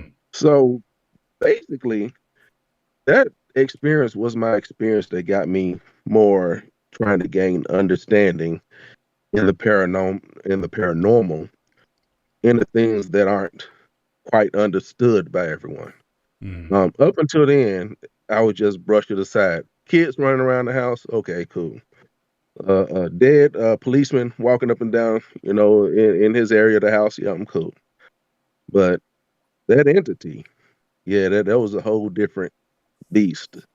Hmm. And after experiencing that, I'm like, hey, there are things in this world that we don't quite understand. And some of these things we need to understand because all of this stuff isn't nice or neutral. Yeah. And that was whatever it wasn't neutral to me. So yeah, I definitely from there, yeah, I have learned a lot of things. I've been told a lot of tales in life. Matter of fact, even some that's kind of not just paranormal, but extra dimensional or even alien like, from people. So just being out there and being available to listen because, a lot of times, a lot of people don't feel like they have someone they can talk to from the experiences they're having. And I've just tried to make myself a person that's available to just listen. And yeah, I have heard some very, very, very crazy things, interesting, whatever you want to call it. But the reality is I don't think that you can just continue going through life ignoring this stuff when it's there because Mm. it's the things that we ignore that we end up having to pay consequences on. Yeah. Yeah, it always is better. I mean, ignorance is rarely the best option in my opinion. Even Yeah. if it's a hard truth or if it's a scary truth, I tend to I'd rather know what's up as much as possible versus just living in ignorance. You know, that's me personally. I agree. Yeah. I hope I ain't freak a lot of people out with the last one because, well, the truth is, I think more people actually experience that entity um, than would like to admit. That's just me, going through and just hanging around the paranormal areas. And matter of fact, I think they like to call it sleep paralysis. Yeah, Um, but from my experience, I was wide awake and it wasn't nighttime. And it was yeah. the same type of And entity. you weren't like exhausted or anything before that, and No, yeah, no. yeah. Usually when anytime somebody's in bed and they have some kind of thing, anybody who watches my videos or listens to my commentary about this stuff would know. I usually my first not assumption but and not diagnosis either because I'm not diagnosing anything, but my first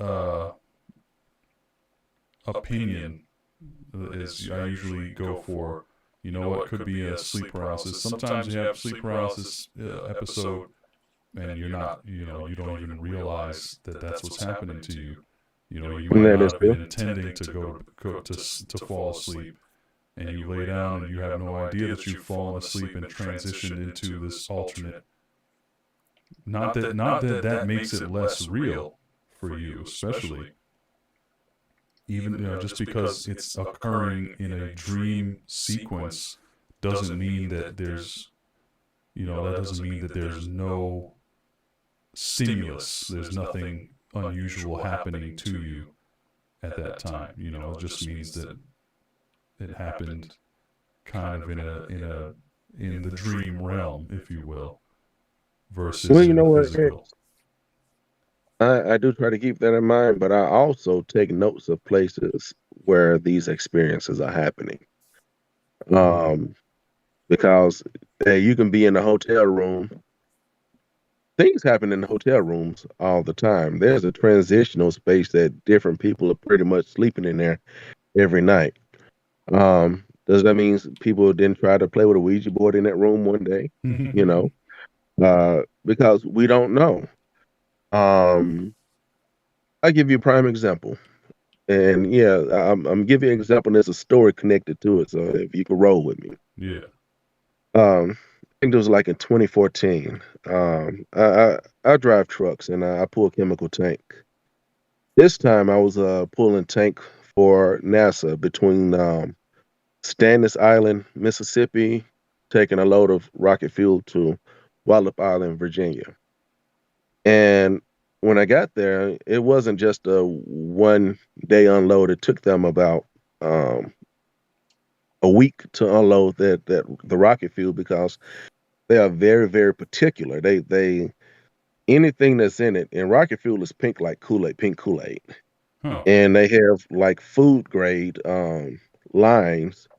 And anytime they see a little tiniest particle, they shut everything down, collect that particle. Then they're like, okay, let's analyze this because they don't want anything impure in these rocket engines because hey, they're supposed to take you to space. and the Yeah. last thing they want is to fail and fall and drop in, over a city or whatnot. So they're extremely particular. So I had to go and get a hotel, and it was right on the border of Virginia and Delaware. I'm gonna have to look the location up. But this place in Delaware that's right on the border of Virginia and Delaware, not far from Wallop Island, Virginia Space, Center. I got a room at the Hotel Inn Express. I mean, the Holiday Inn Express, which looked very nice. Mm. And that night when I went to bed, um, I woke up. Well, I was awakened by the bed shaking, and it was like 1:25 a.m. Eastern time because that's what the clock said when I woke up and looked at the clock. And my bed was vibrating and shaking. And I'm like, what in the hell is going on? Did y'all have one of those fun time corn things put in his bed or what? It's just shaking. And I'm like, well, I can get up and investigate, or I can just stay here cuddled in my covers and wait for the damn bed to stop shaking. So that's what I did.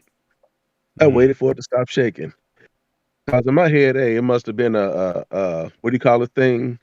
The elevator must have been next door, another wall and Mm. acting up. That was in my head. But the next day, when I left my room, I realized my room was right at the staircase.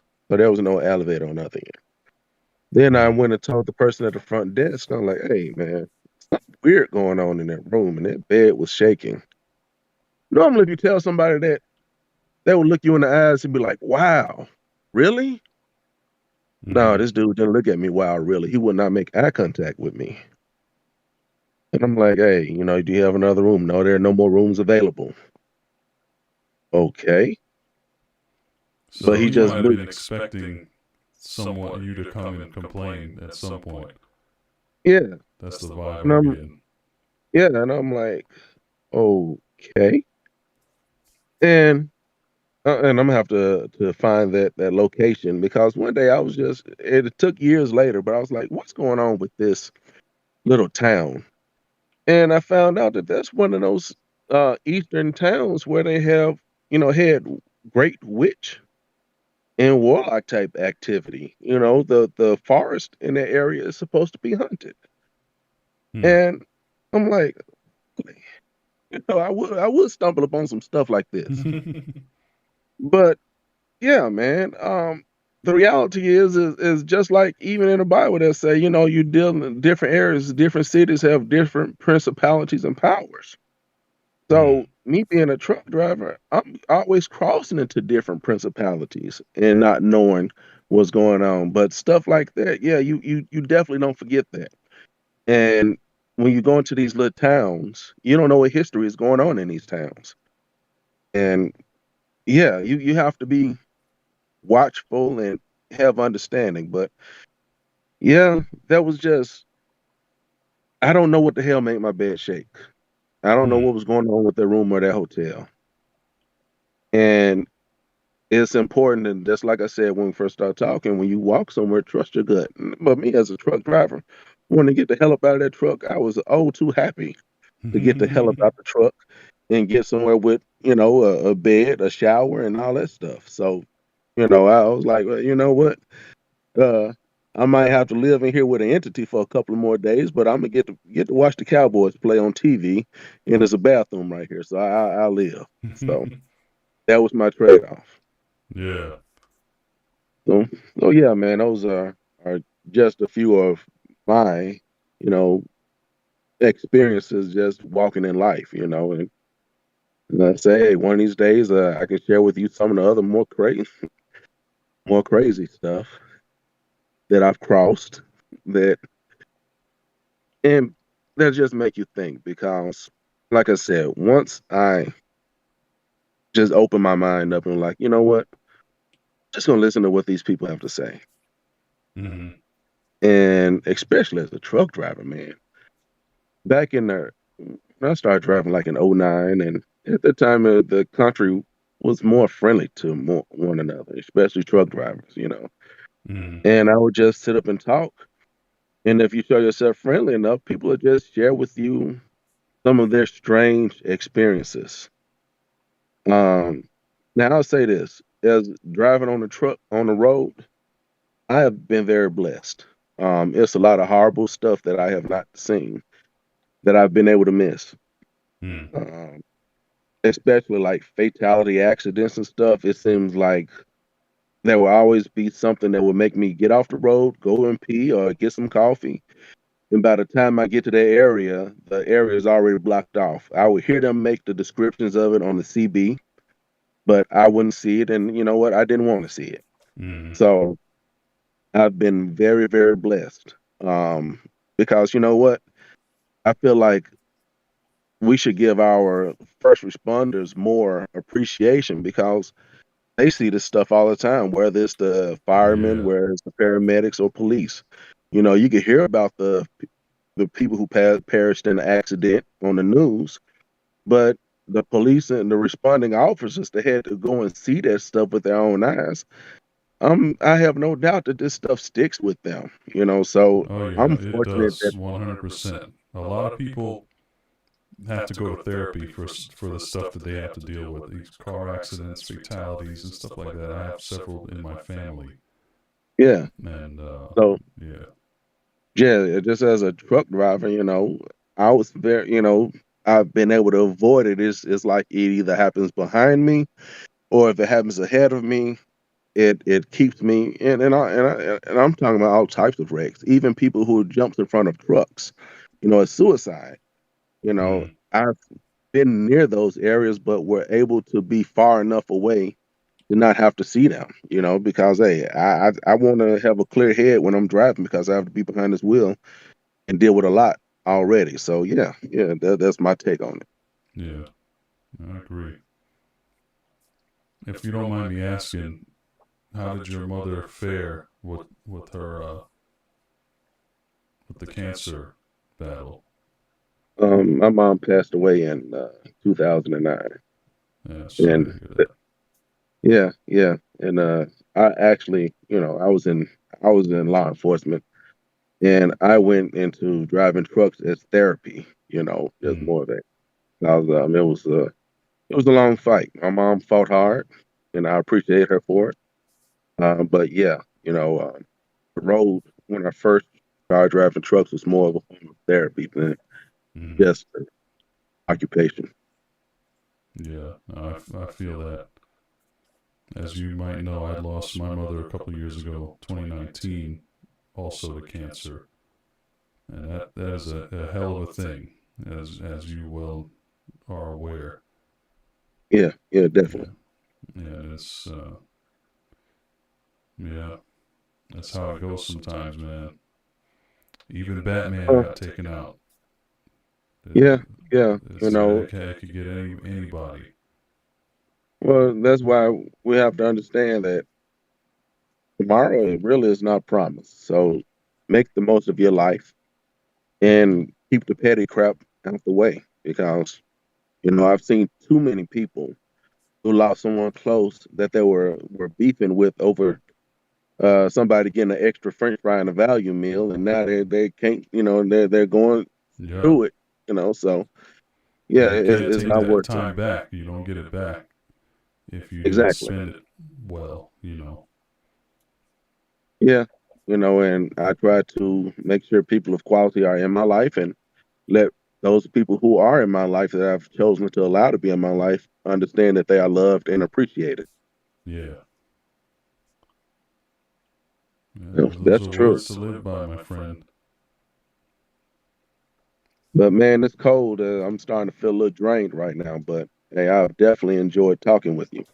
Absolutely, man. Thank you for coming and sharing some very interesting stories and helping me out, helping keeping me company during this tedious drawing process. As fun as this is, it's always nice to have somebody to chat with during during these parts of it. So I But appreciate you, X, man. you have my information. Use it. Yeah. No, I will. I will. I'll hit you up another time as well. We'll see what else you got. What else you Okay. got to Well, I'll share? look forward to it. Yeah. All right, brother. You have a good night. Rest that voice up. I'm still waiting for your YouTube channel to pop out, man. Yeah, I'm really starting to chew on it. So yeah. Yeah. Well, if you need anything, any advice on how to set stuff up and all that kind of stuff, let me know.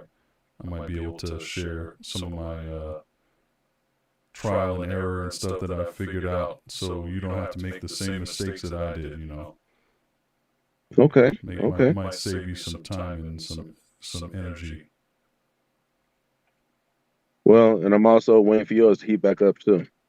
Yeah, I'm thinking about getting back into it. I'm actually I'm glad you mentioned that because I need to start like kind of crowdsourcing some new content ideas because I'm getting a little bored with just the scary story type content. It's not as Well, compelling to me as it used to be. So it makes me. That's why I'm doing stuff like this. I'm doing you know different things. Drawing and talking about stuff and doing the AI artwork and stuff like that. well, I'll say this, man. I remember when I was driving between uh, Jackson and New Orleans a lot. It would be this was back in 2016, but it was you, your channel, and uh, uh, Dark Waters. Mm. You know, hey, it was y'all who I was listening to in the dark of night that was keeping me awake. It probably kept me afraid, but that fear kept me awake while Yeah, driving it at keeps night. you on your So, toes. yeah, yeah, definitely. That's cool. I'm glad to hear that, man. So I'll be talking to you soon, man. Yeah. All right, bro. All right. Catch you later. Have a good night. All right. Well, looks like I need to start talking again. Okay, man, I haven't even been looking at the chat here. Let's see what we got. I hope you guys like where this. I hope you guys like where this comic is going. I know it's super wacky, but I'm having fun with it. Let me see what the chat said. Aaron England. So you're saying, Aaron, that you've got stories kind of along the same vein as what Moses was just talking about. So I hope you realize that that makes you a potential candidate for a guest appearance on this very show. Let me know if that's something that interests you, and we will talk details. See, I'm purposefully making this thing look as ridiculous as possible because I think that makes it more. I think that makes it scarier. Imagine being trapped in this weird, oddly shaped, silly-looking thing, having a tiny brain and your body organs and stuff wired up inside this weird little thing.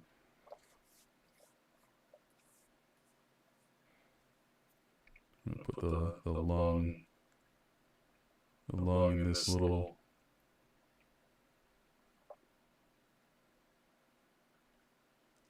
bubble thing. It almost kind of reminds me of Krang from Ninja Turtles, if you all are familiar with that.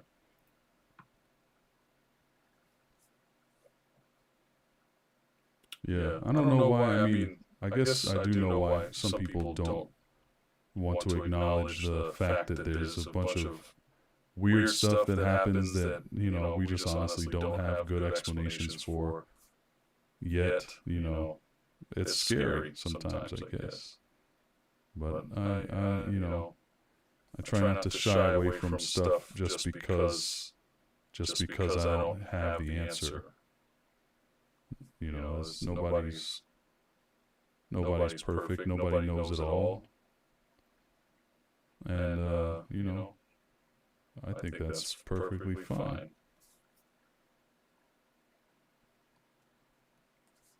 Let's see, put this here. And I'll do a little erase this so that it's a little more clear.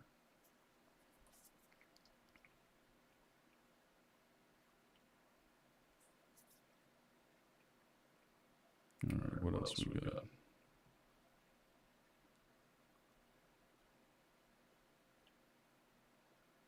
Zen 2011, you say you knew a former police officer who was the first female officer in Dallas in 1970. She talked about an experience with three beings who may have possibly been angels. Even that term is interesting to me. I mean, I wonder, so many people have said they've seen angels, how legitimate is that idea? Like, what are those things that these people are calling angels? Are they angels, benevolent beings that happen to come from some other realm? Or are they things that just look like the classical description that we have of angels? Or what,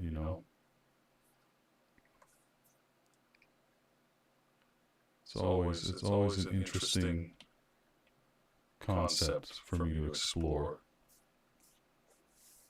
See, this thing looks so cartoony, but I do like it. Alright, what else we got here? Yeah, people have killed each other over chicken sandwiches. That is for sure.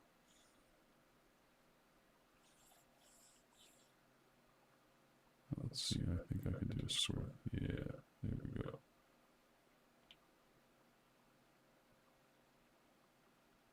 Okay, so let's see, I'm not sure if I'm gonna do a, yeah, I think I'll just do these by hand.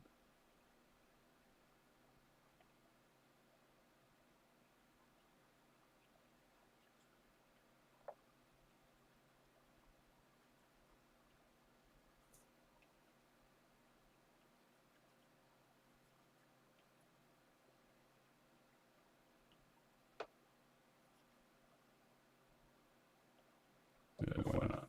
Oh, let me put on a little bit of music here. Okay. Yes, give it up, everybody! Give it up for Moses. He's always he's 2 for 2 right now. Interesting, thought-provoking stories.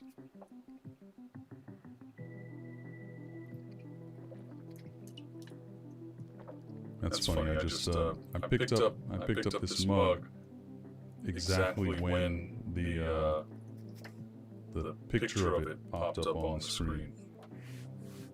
It's kind of funny when that happens. Failure. Okay, running sim.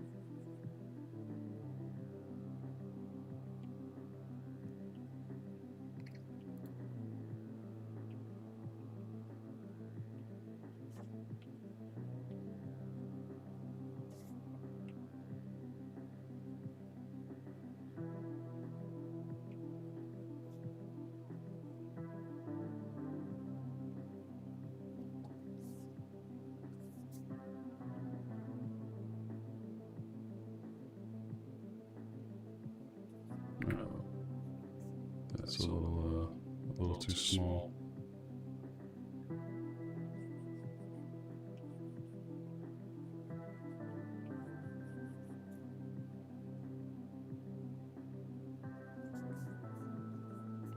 I'll take that and scoot it down a little bit.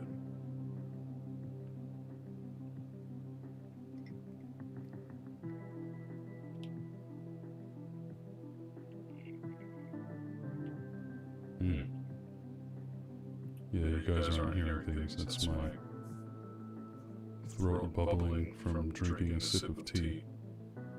See, this is why I love digital art. You just mess around, screw up, no big deal. Just fix it.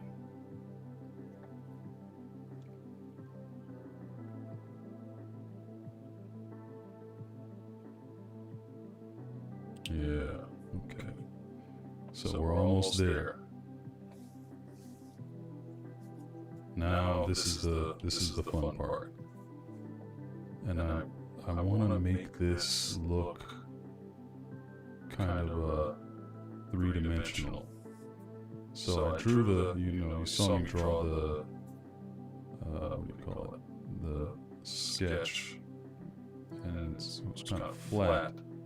But now I'm going to try and make the illusion of depth.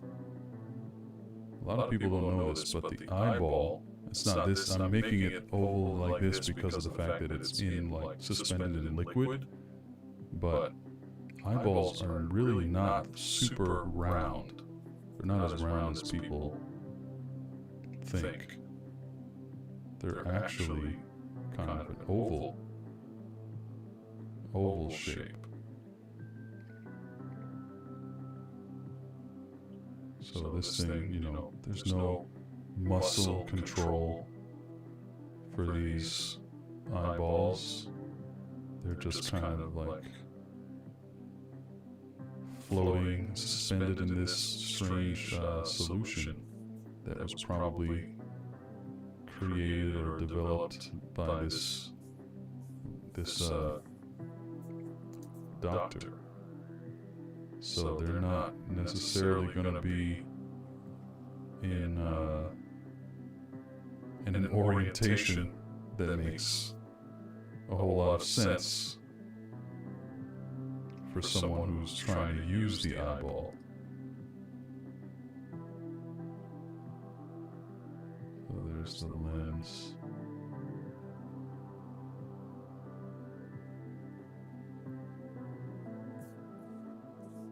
Yeah, I think that looks pretty cool. I think that looks sort of 3D. Kind of decent perspective. Right now, the lung needs to pop out a little bit.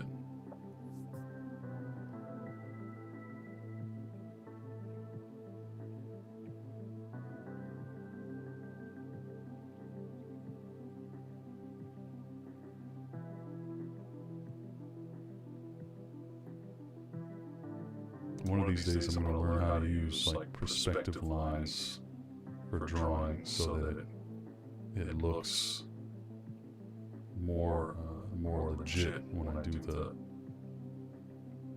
the drawings. 'Cause believe it or not, I mean, I really want to be a really good artist. I want to be an artist that can draw anything that's in my head, in a way that anyone could look at it and experience it the same way that I see it when I'm seeing it in my head. That's the skill level that I aspire to attain someday with my drawing. And I feel like I'll get there someday.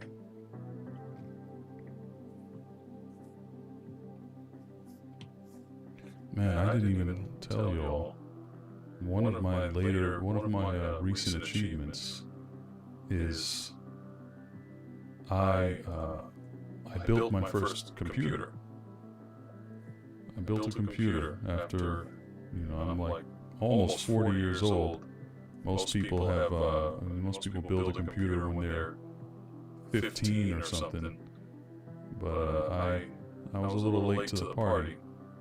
But I saved up a bunch of money and I built a monstrous computer that is really nice, very powerful, very happy with it.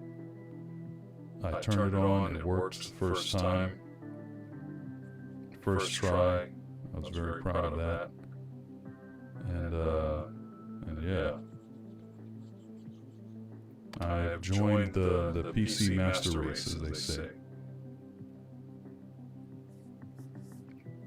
So I might even do like a gaming stream or something one day.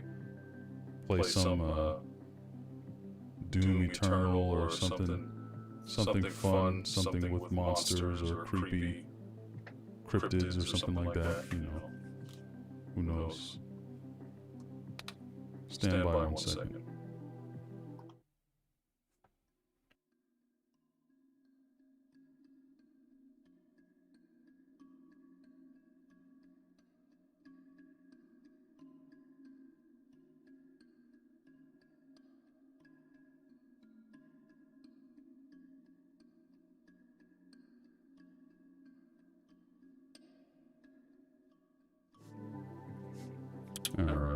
back.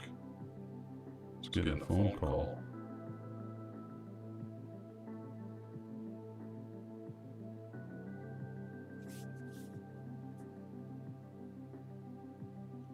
Making sure there's no emergencies.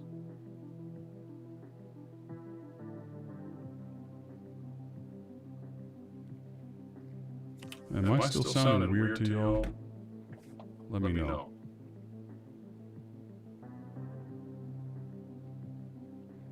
Oh, well, thank you, Flip It. He said I'm already a good artist. I appreciate that.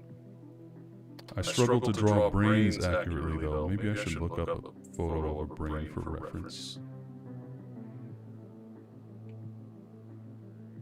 This brain should probably be kind of on the smoother side, since it's the brain of a petri dish bound being. But, you know, it is what it is at this point. Gaming streams. Yeah. I love controllers. I only play with controllers, so yeah. I really wish I understood what's going on with this echo thing. Let me see, maybe I need to change something. Hang on, I'm gonna stop the music. See if I can... Yeah, PS5 controllers, which is the best controller of all time in my opinion, are they are currently on sale for like $50. And that's really a fantastic deal. Maybe this is the problem. Okay, how does it sound now? Am I still echoing? Let me know. Okay, yep. I think I figured that one out. Yeah. Thank you. Yeah, you guys yeah, let me know whenever something weird like that happens. Because number one thing I hate is having bad audio, and I don't want to subject y'all to that.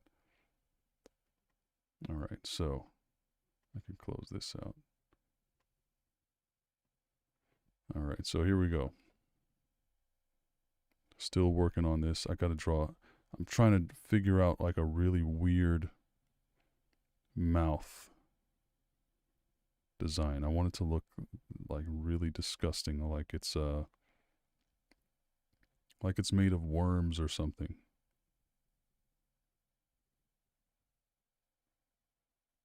Or like, you know, it's kind of wormy, fleshy sack with lips.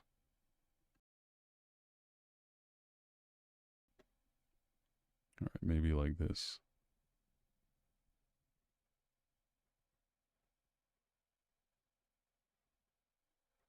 Almost like a sphincter, but with a couple of teeth in it.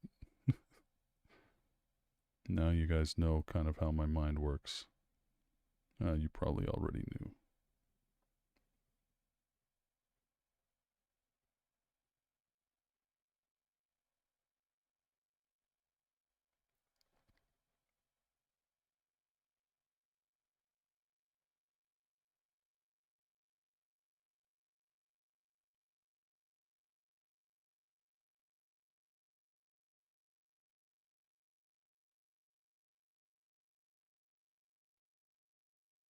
It's like a wrinkly, like, structure that can probably barely say anything. Somehow has convinced this scientist that it loves her.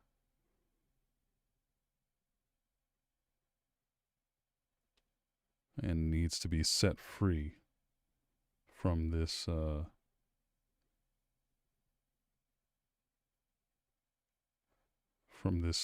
petri dish hell. I'll put a couple of teeth on this thing.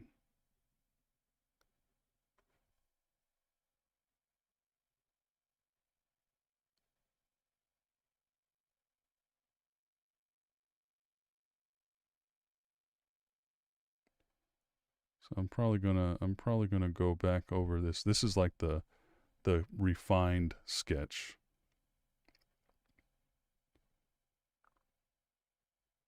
That I'm working on right now.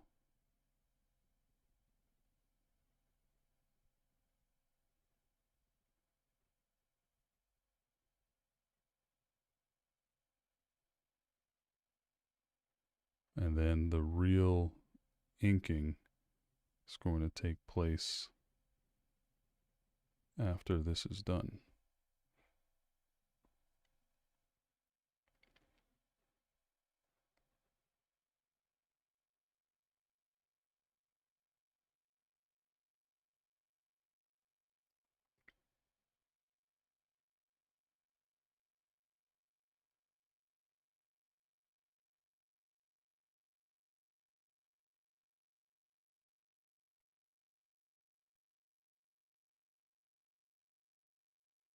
So everything's connected. It's just an extremely rudimentary nervous system with no digestive system needed because of the this wonderful solution that it's got going on here.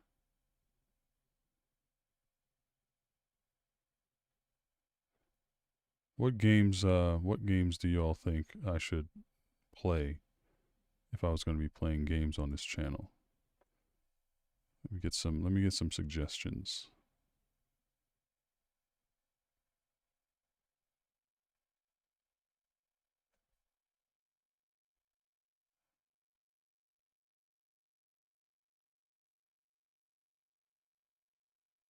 Adding a little bit more detail over here.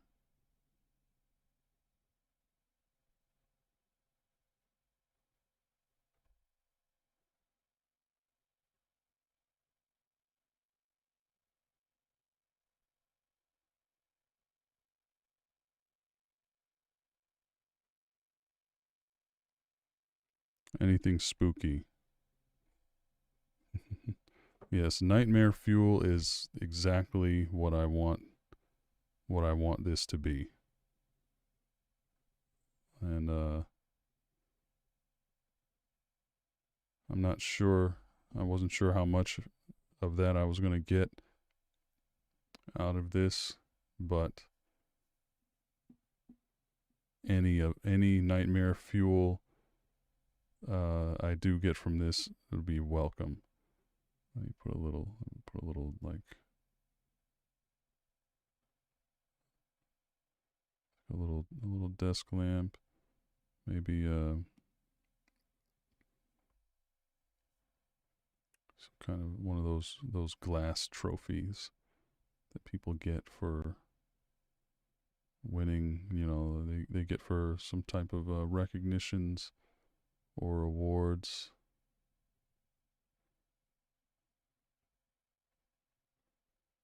Yeah, I think that reads. Maybe put some degrees.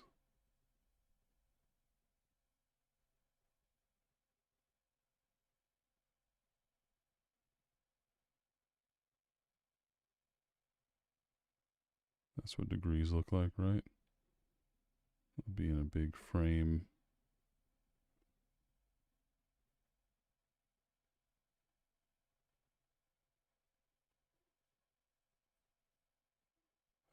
I'll straighten that up when I do the real one.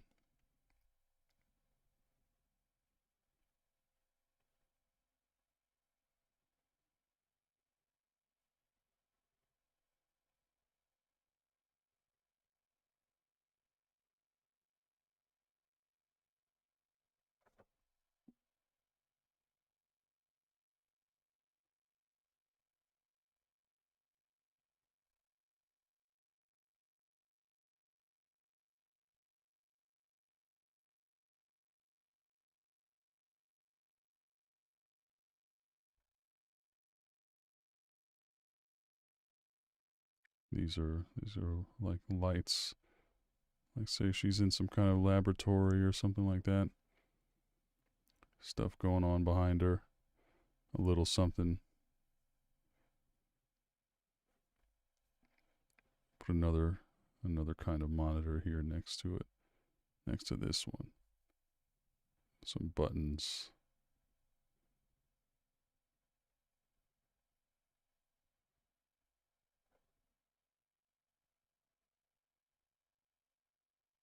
There we go.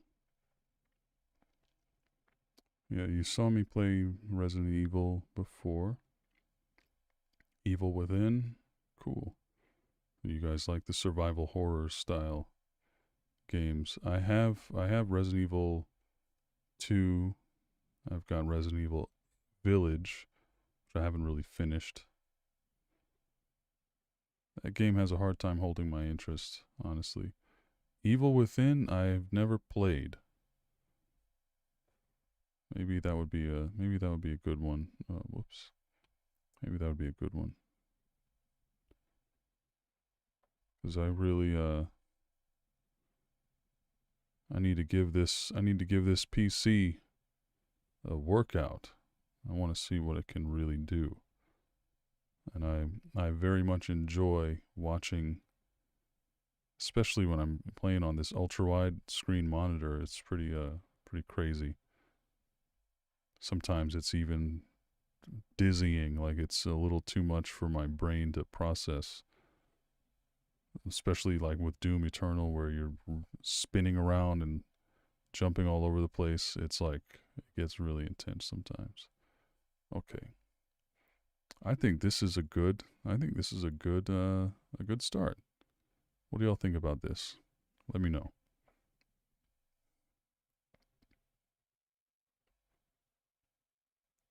Yes, I do use Steam. Matter of fact, let me just check something real quick.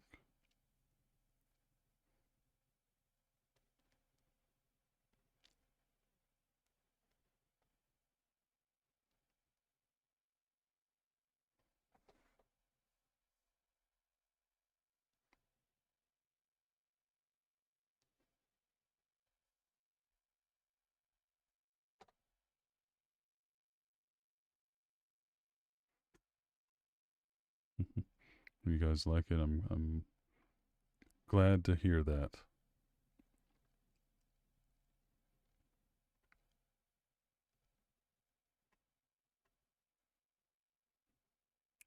The Evil Within. That's kind of almost like a Silent Hill style game. It reminded me of Silent Hill when I saw it.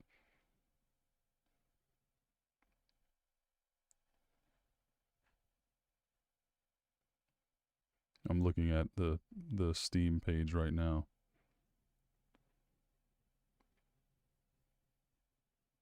Wow, 2014. That's how long ago that came out. That is crazy.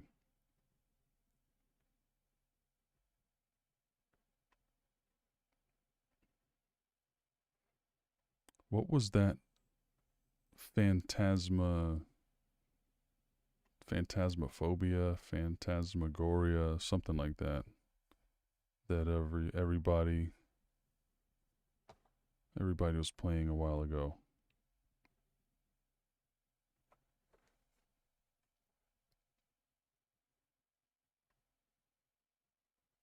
No, I'm looking at. Okay, there's a game called Phantasmagoria, and it's from 1995. So apparently, I'm pretty sure that's not the one everybody was playing. Like Corpse Husband and a bunch of people were playing that one recently. Not recently, actually. It was a while back. I think it's Phantasmophobia. I want to say. I'm looking at. Oh, yeah, Phasmophobia. Are y'all familiar with that one?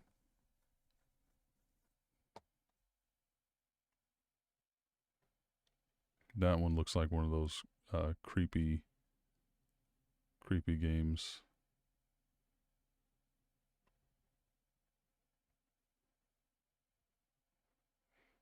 And as always, I'm like, 3 years late for stuff like this.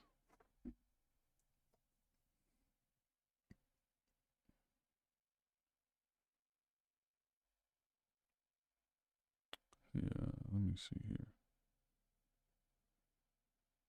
Checking to see if I have any money left in my in my leisure account for games and stuff like that. Yeah, I got a couple dollars left. I can get this. All right, so Phasmophobia. I believe it is a creepy game. It looks creepy. I'm gonna look into it a little bit and see if it's for me. It looks like overwhelmingly positive reviews. It looks like people seem to like it pretty good. So I'm gonna look it up. I'm gonna look it up a little bit later after I get off the stream.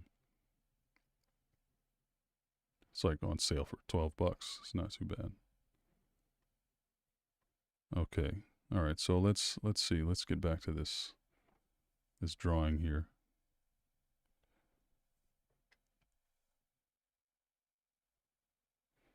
All right. So this is kind of the tedious part, but this is where it all kinds of starts coming together and starts really looking like the way I want it to look in the end.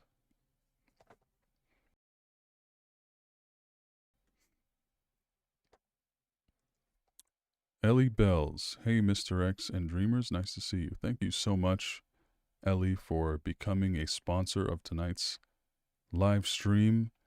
You are very much appreciated. I appreciate the super chat.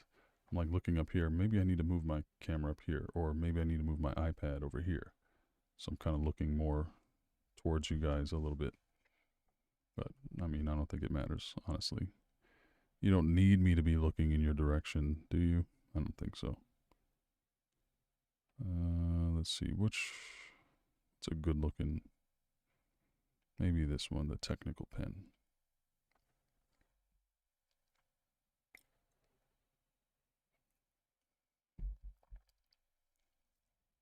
All right, let's start with this face here.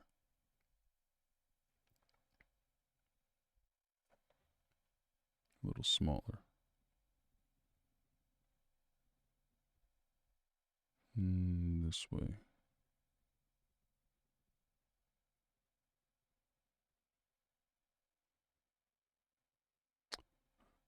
Metal Gear. I have not played a Metal Gear game in a long time, but I am a fan of Metal Gear. I never played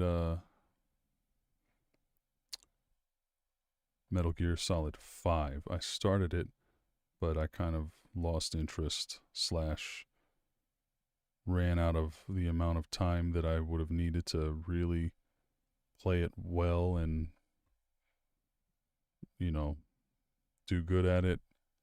Kind of just, I kind of lost interest. It was a combination of life changes that took away my game time at the time, and it wasn't super interesting to me.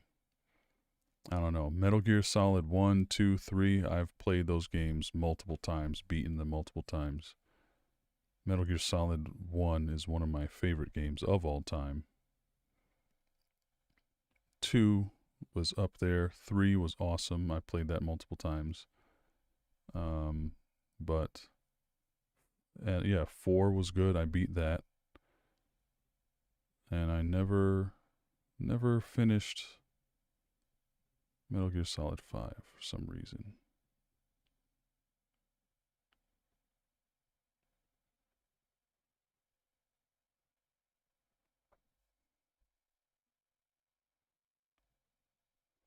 Feeling like I might not have time to finish this entire thing on stream tonight.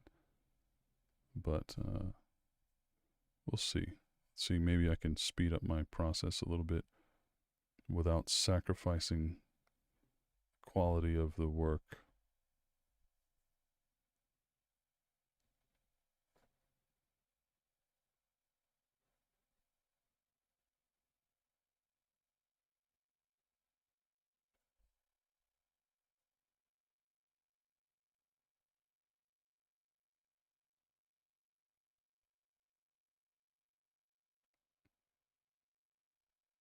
You were hoping they'd remake the original 2 Metal Gear games. They did that. That, what do you call it?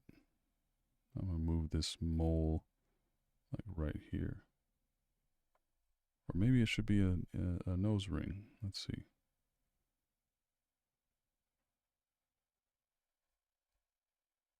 Yeah, that looks kind of cool. Another. Is that somebody trolling me over here? If it is, then good job. Another dating site. Spam message.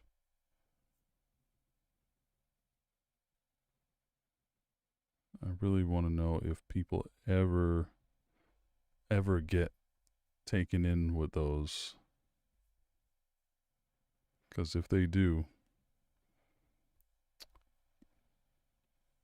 I guess they earned it. I'd be super impressed if if they had any kind of a click through rate on that stuff.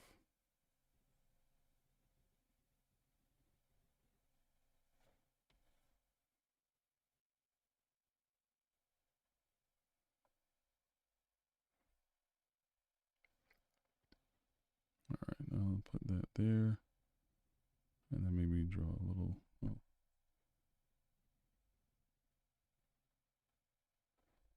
maybe something like that there.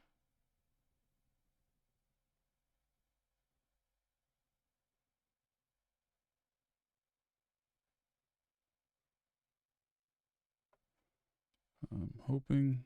Yeah, there we go. All right, let's see. Yeah, I guess it wouldn't be. They wouldn't be continuing to make those spam things if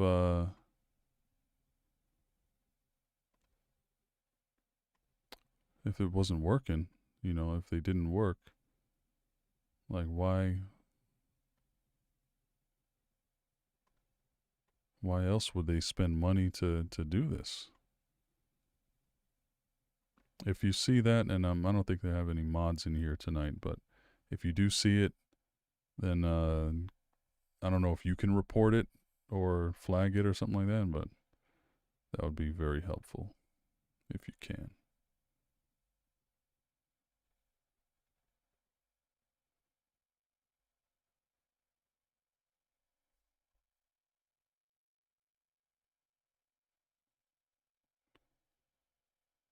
Yeah,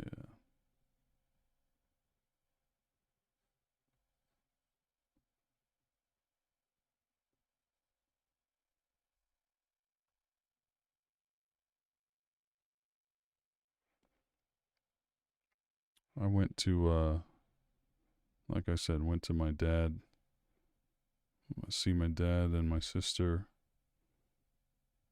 over the weekend, or well, not over the weekend, but for Thanksgiving.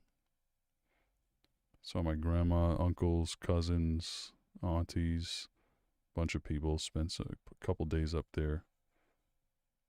Very nice visit, and a lot of good food, of course. This is probably the least amount I've ever eaten at Thanksgiving, though, that I can recall. I actually did pretty good. I wasn't too I didn't go too crazy. Sometimes I just black out and just start destroying stuff food wise, you know. I don't know if anybody else has that tendency when it comes to, and her hairline is kind of jacked up. I got to fix that. I'm not super great with female hairlines or male hairlines for that matter. Hairlines or hair in general, I'm a little iffy with.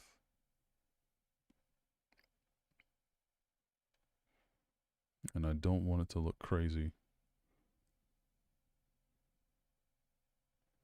But I just see this is one of those things like, I just try to do my best and make it look not horrible or horrifying. And, you know, maybe I should erase a little bit of that.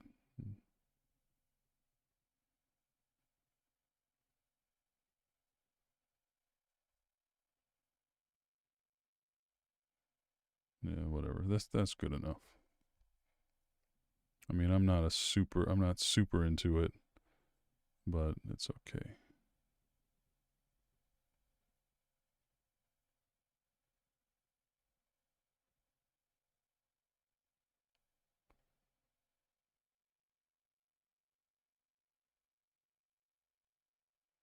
I really need to study how hair looks and works.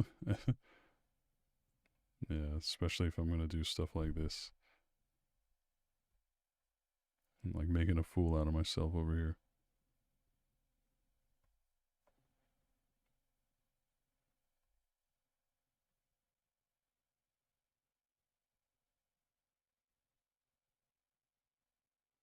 Okay, that's all closed up and done.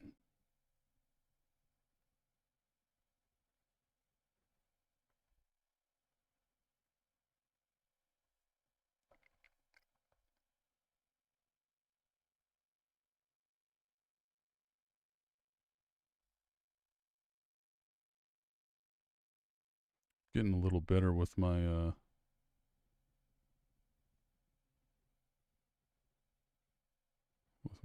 line work though, I think. There was a time where I could not draw a straightish line to save my life. And I think what helped me with that is drawing on paper for a couple hours yesterday or day before yesterday. Well, thank you all. I'm glad you're not horrified by the hair. I am my harshest critic, I assure you. I take it takes a lot for me to impress myself.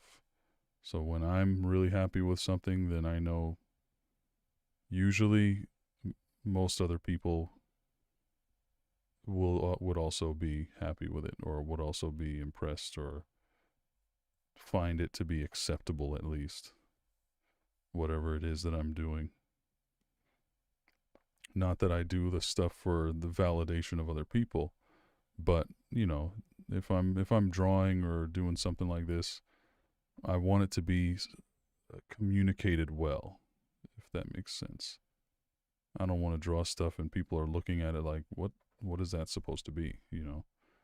I like to be able to get my point across clearly and not have to explain everything.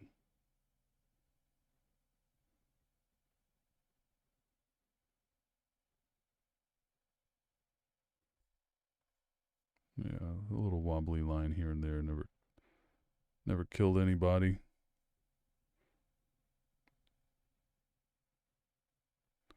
Because I am trying to kind of get it in gear with this so that I don't have to sit here all day. I want to, like once you do put in the work of figuring out how you're going to do something, then at that point you just kind of want to get it done and so you could actually look at it and say, yeah, this is it. This was the plan. This is the thing that I did that I was working on, etc.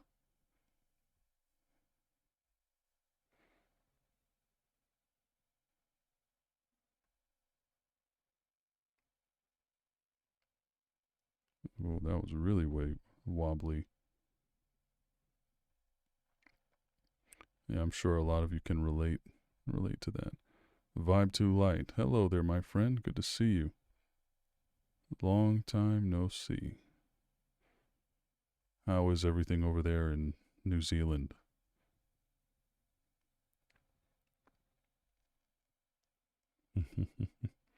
A long overdue hello is indeed called for on this lovely Friday night. That's a little. Okay, there you go. And then we'll put the fingernail there.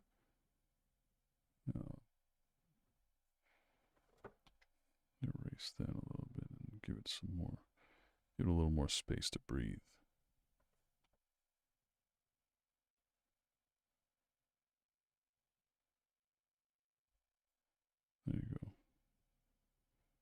I don't even know if that makes physical sense, but I think it's pretty clear what that is.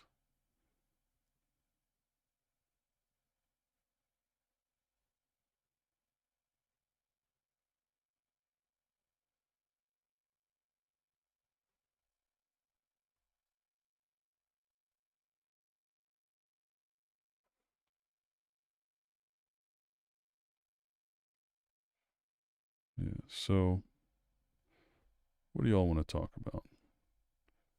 And yes, of course, I remember my Kiwi friend. You're the only self-identified Kiwi that I can think of on my channel.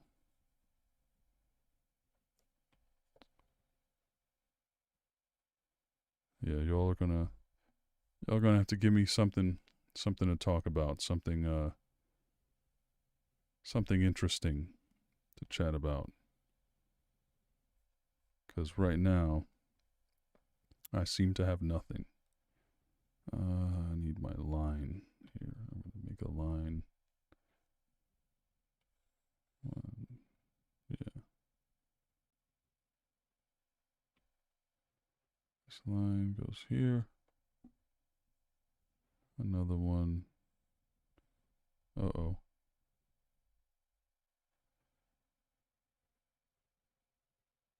There. Done.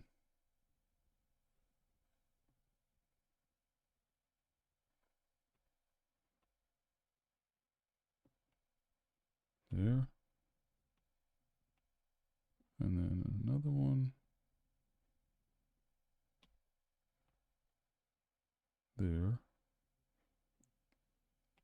And then we're going to do one more.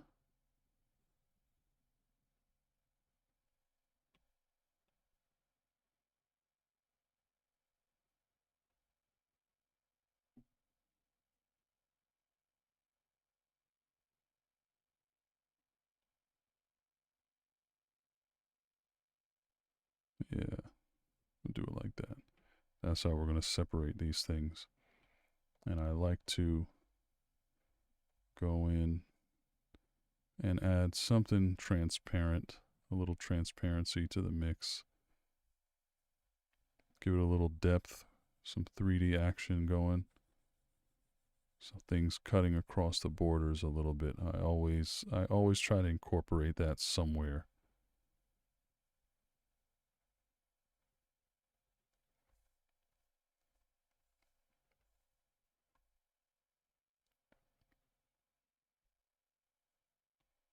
That one's not going to be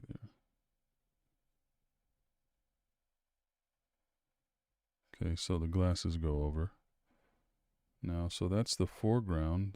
Oh, I forgot to draw her little tear trail here.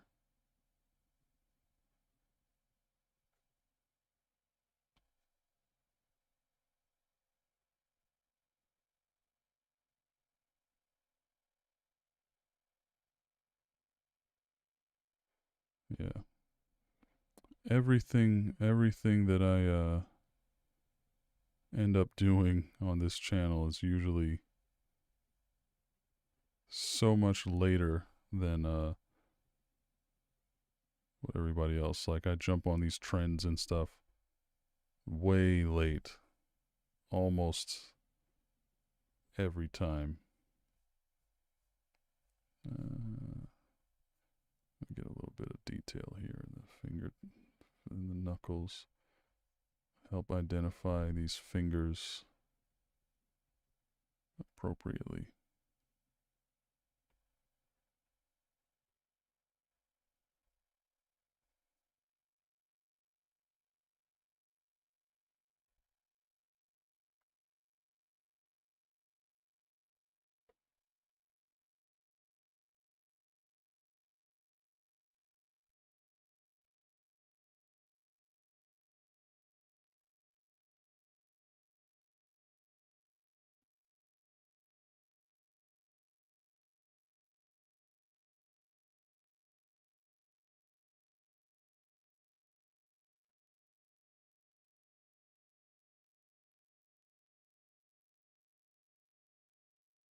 little more detail, I think, to get my like I said, get my point across.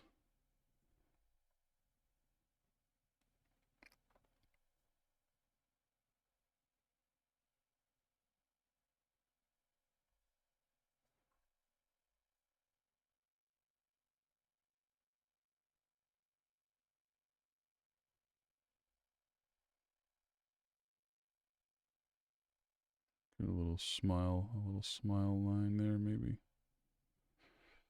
All right. I think I got a couple of things. Warm Saturday afternoon there at 4:15 p.m. in New Zealand. That is awesome. Yeah, right now it's what is it? 10:19 p.m. So actually I am just realized how late I am, and some people are going to be really mad at me for being online for this long. I'm actually going to have to get out of here in just a few minutes. But you know what I'm going to do?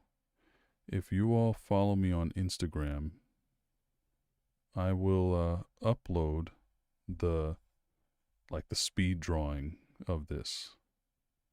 Or maybe I'll just make a upload and make it like a little YouTube short or something of it. There's an idea. YouTube shorts using the speed drawing files of my 2 sentence horror comics. I think that would be kind of cool. What do you all think? That might just work, because that's like a quick 30-second thing. I'll read the story and let my story go over the let it play over the speed drawing, so that by the end of the story they see the full image. That is an idea. If you're interested in those stories, you sent me a bunch of them years ago. Is that right, Aaron? I'm sorry I didn't respond to them, I guess. I mean, there's several uh, dozen emails that I got that I never kind of never got a chance to really, well, not that I didn't have a chance, but there was a time where I was getting a lot of emails and it was really overwhelming, and I didn't really know what to do with them all. That might have been one of them. And if so, I apologize. I mean no disrespect or anything by not responding. There's like probably 60 something emails that I haven't responded to, and I feel bad every time I think about it. But a lot of it is like, there's so much that was said in the original email. I need to sit down and take the time to really think about it and appreciate it and analyze it and offer an appropriate response and see whether I'm going to use it or not in a story. And if I can't do that, it's like my instinct is to just leave it unread until I have the chance to do it justice, if that makes sense. Because one thing I don't like doing, and I try not to do, is give people, kind of half-assed responses when they take their time to send me an email. I really try to do my best and respond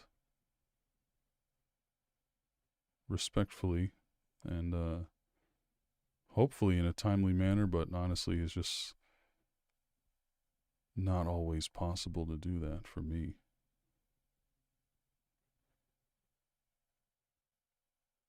All right, so brain. So this, I realize that I kind of draw brains the same way each time.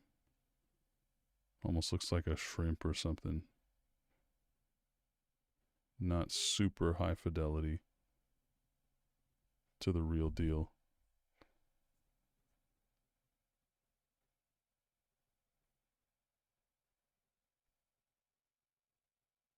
Let's see. There we go.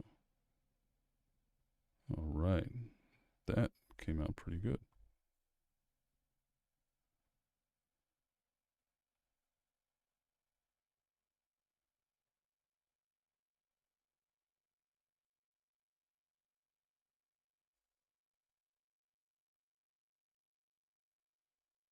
Yeah, see, I'm only like 50% done with this.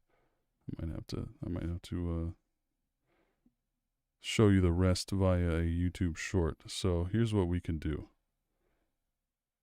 Anybody wants to watch, if anybody does watch the video, the live stream after it goes up, then that's cool. But if you're here, keep an eye out, because I'll probably use this as my first YouTube stories post. I think that's what I'm gonna do. I think that would be pretty cool. Oh, I got a little crazy at the end there, but hey, worked out. There we go. Let's see if I can do it again. Not bad. Yeah, that'll do.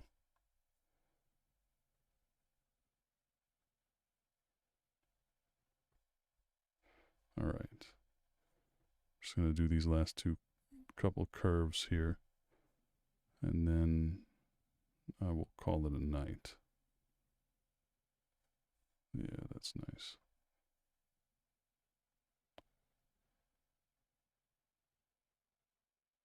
Yeah, okay.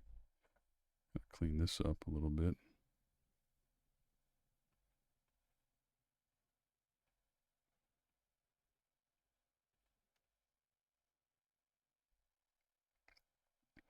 All right, so my homework for today is to, look up phantasmophobia. That's what it is. Phantasmophobia. Look that up and see if it might be something worth exploring on one of these live shows. Because like I said, I don't know how much more of the scary story narration type stuff that I'm going to want to do on this channel. It's just somehow, when I think about doing it, when I'm doing it, I enjoy it. But maybe it's the writing part that I'm a little tired of. Because you might know that I'm working on writing my, like the Dreamer story that I've been working on for years now. Finally started writing that. Old friend of mine named Ghost Mummy, which some of y'all might remember, has been helping me kind of beta read and workshop certain things, and that's been really cool. But that's been taking up most of my writing energy. Yeah. Okay, good, Aaron. I actually did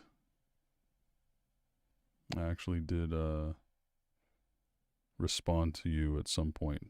That makes me a little bit more comfortable, because I would hate to have made you feel unappreciated, because you are appreciated, my friend.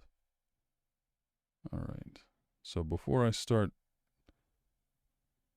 making crazy fast moves and not caring about what I'm doing, I'm gonna.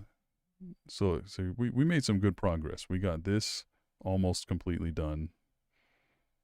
That's not done yet, but it's pretty much there. I just got to go over it and get the nice clean lines, because look what this looks like. That's the look that I'm going for. That type of cleaner, blockier, imagery, and then I put in the extra shading and all that stuff. So I'm going to do that off camera, but let me say a few words before I get out of here. Let me get this Discord thing. This messed up my audio for so long. There we go. All right. So listen, thank you all for hanging out. This was fun. It's been a while. Thank you very much for to Rico and Ellie for your super chats. That was always much appreciated. It's things like that that help me, save up my money to get things like this computer that I'm working on right now, and might use this.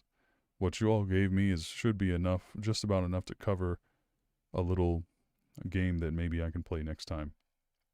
Maybe that Phasmophobia that everybody was all jazzed about a year or two ago, back when I probably should have played it. But, anyway, that's all I got. I hope you all are well. I hope you're having a great day, and that you have a great weekend. Enjoy the rest of your time off if you got time off, and take care of yourself, take care of each other. Keep being positive and doing all the things I like to imagine you all get up to when I'm not around. So I hope you all are safe. Know that I love you. I'm thinking about my beautiful subscribers.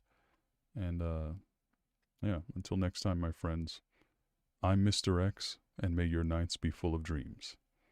I'll catch you later.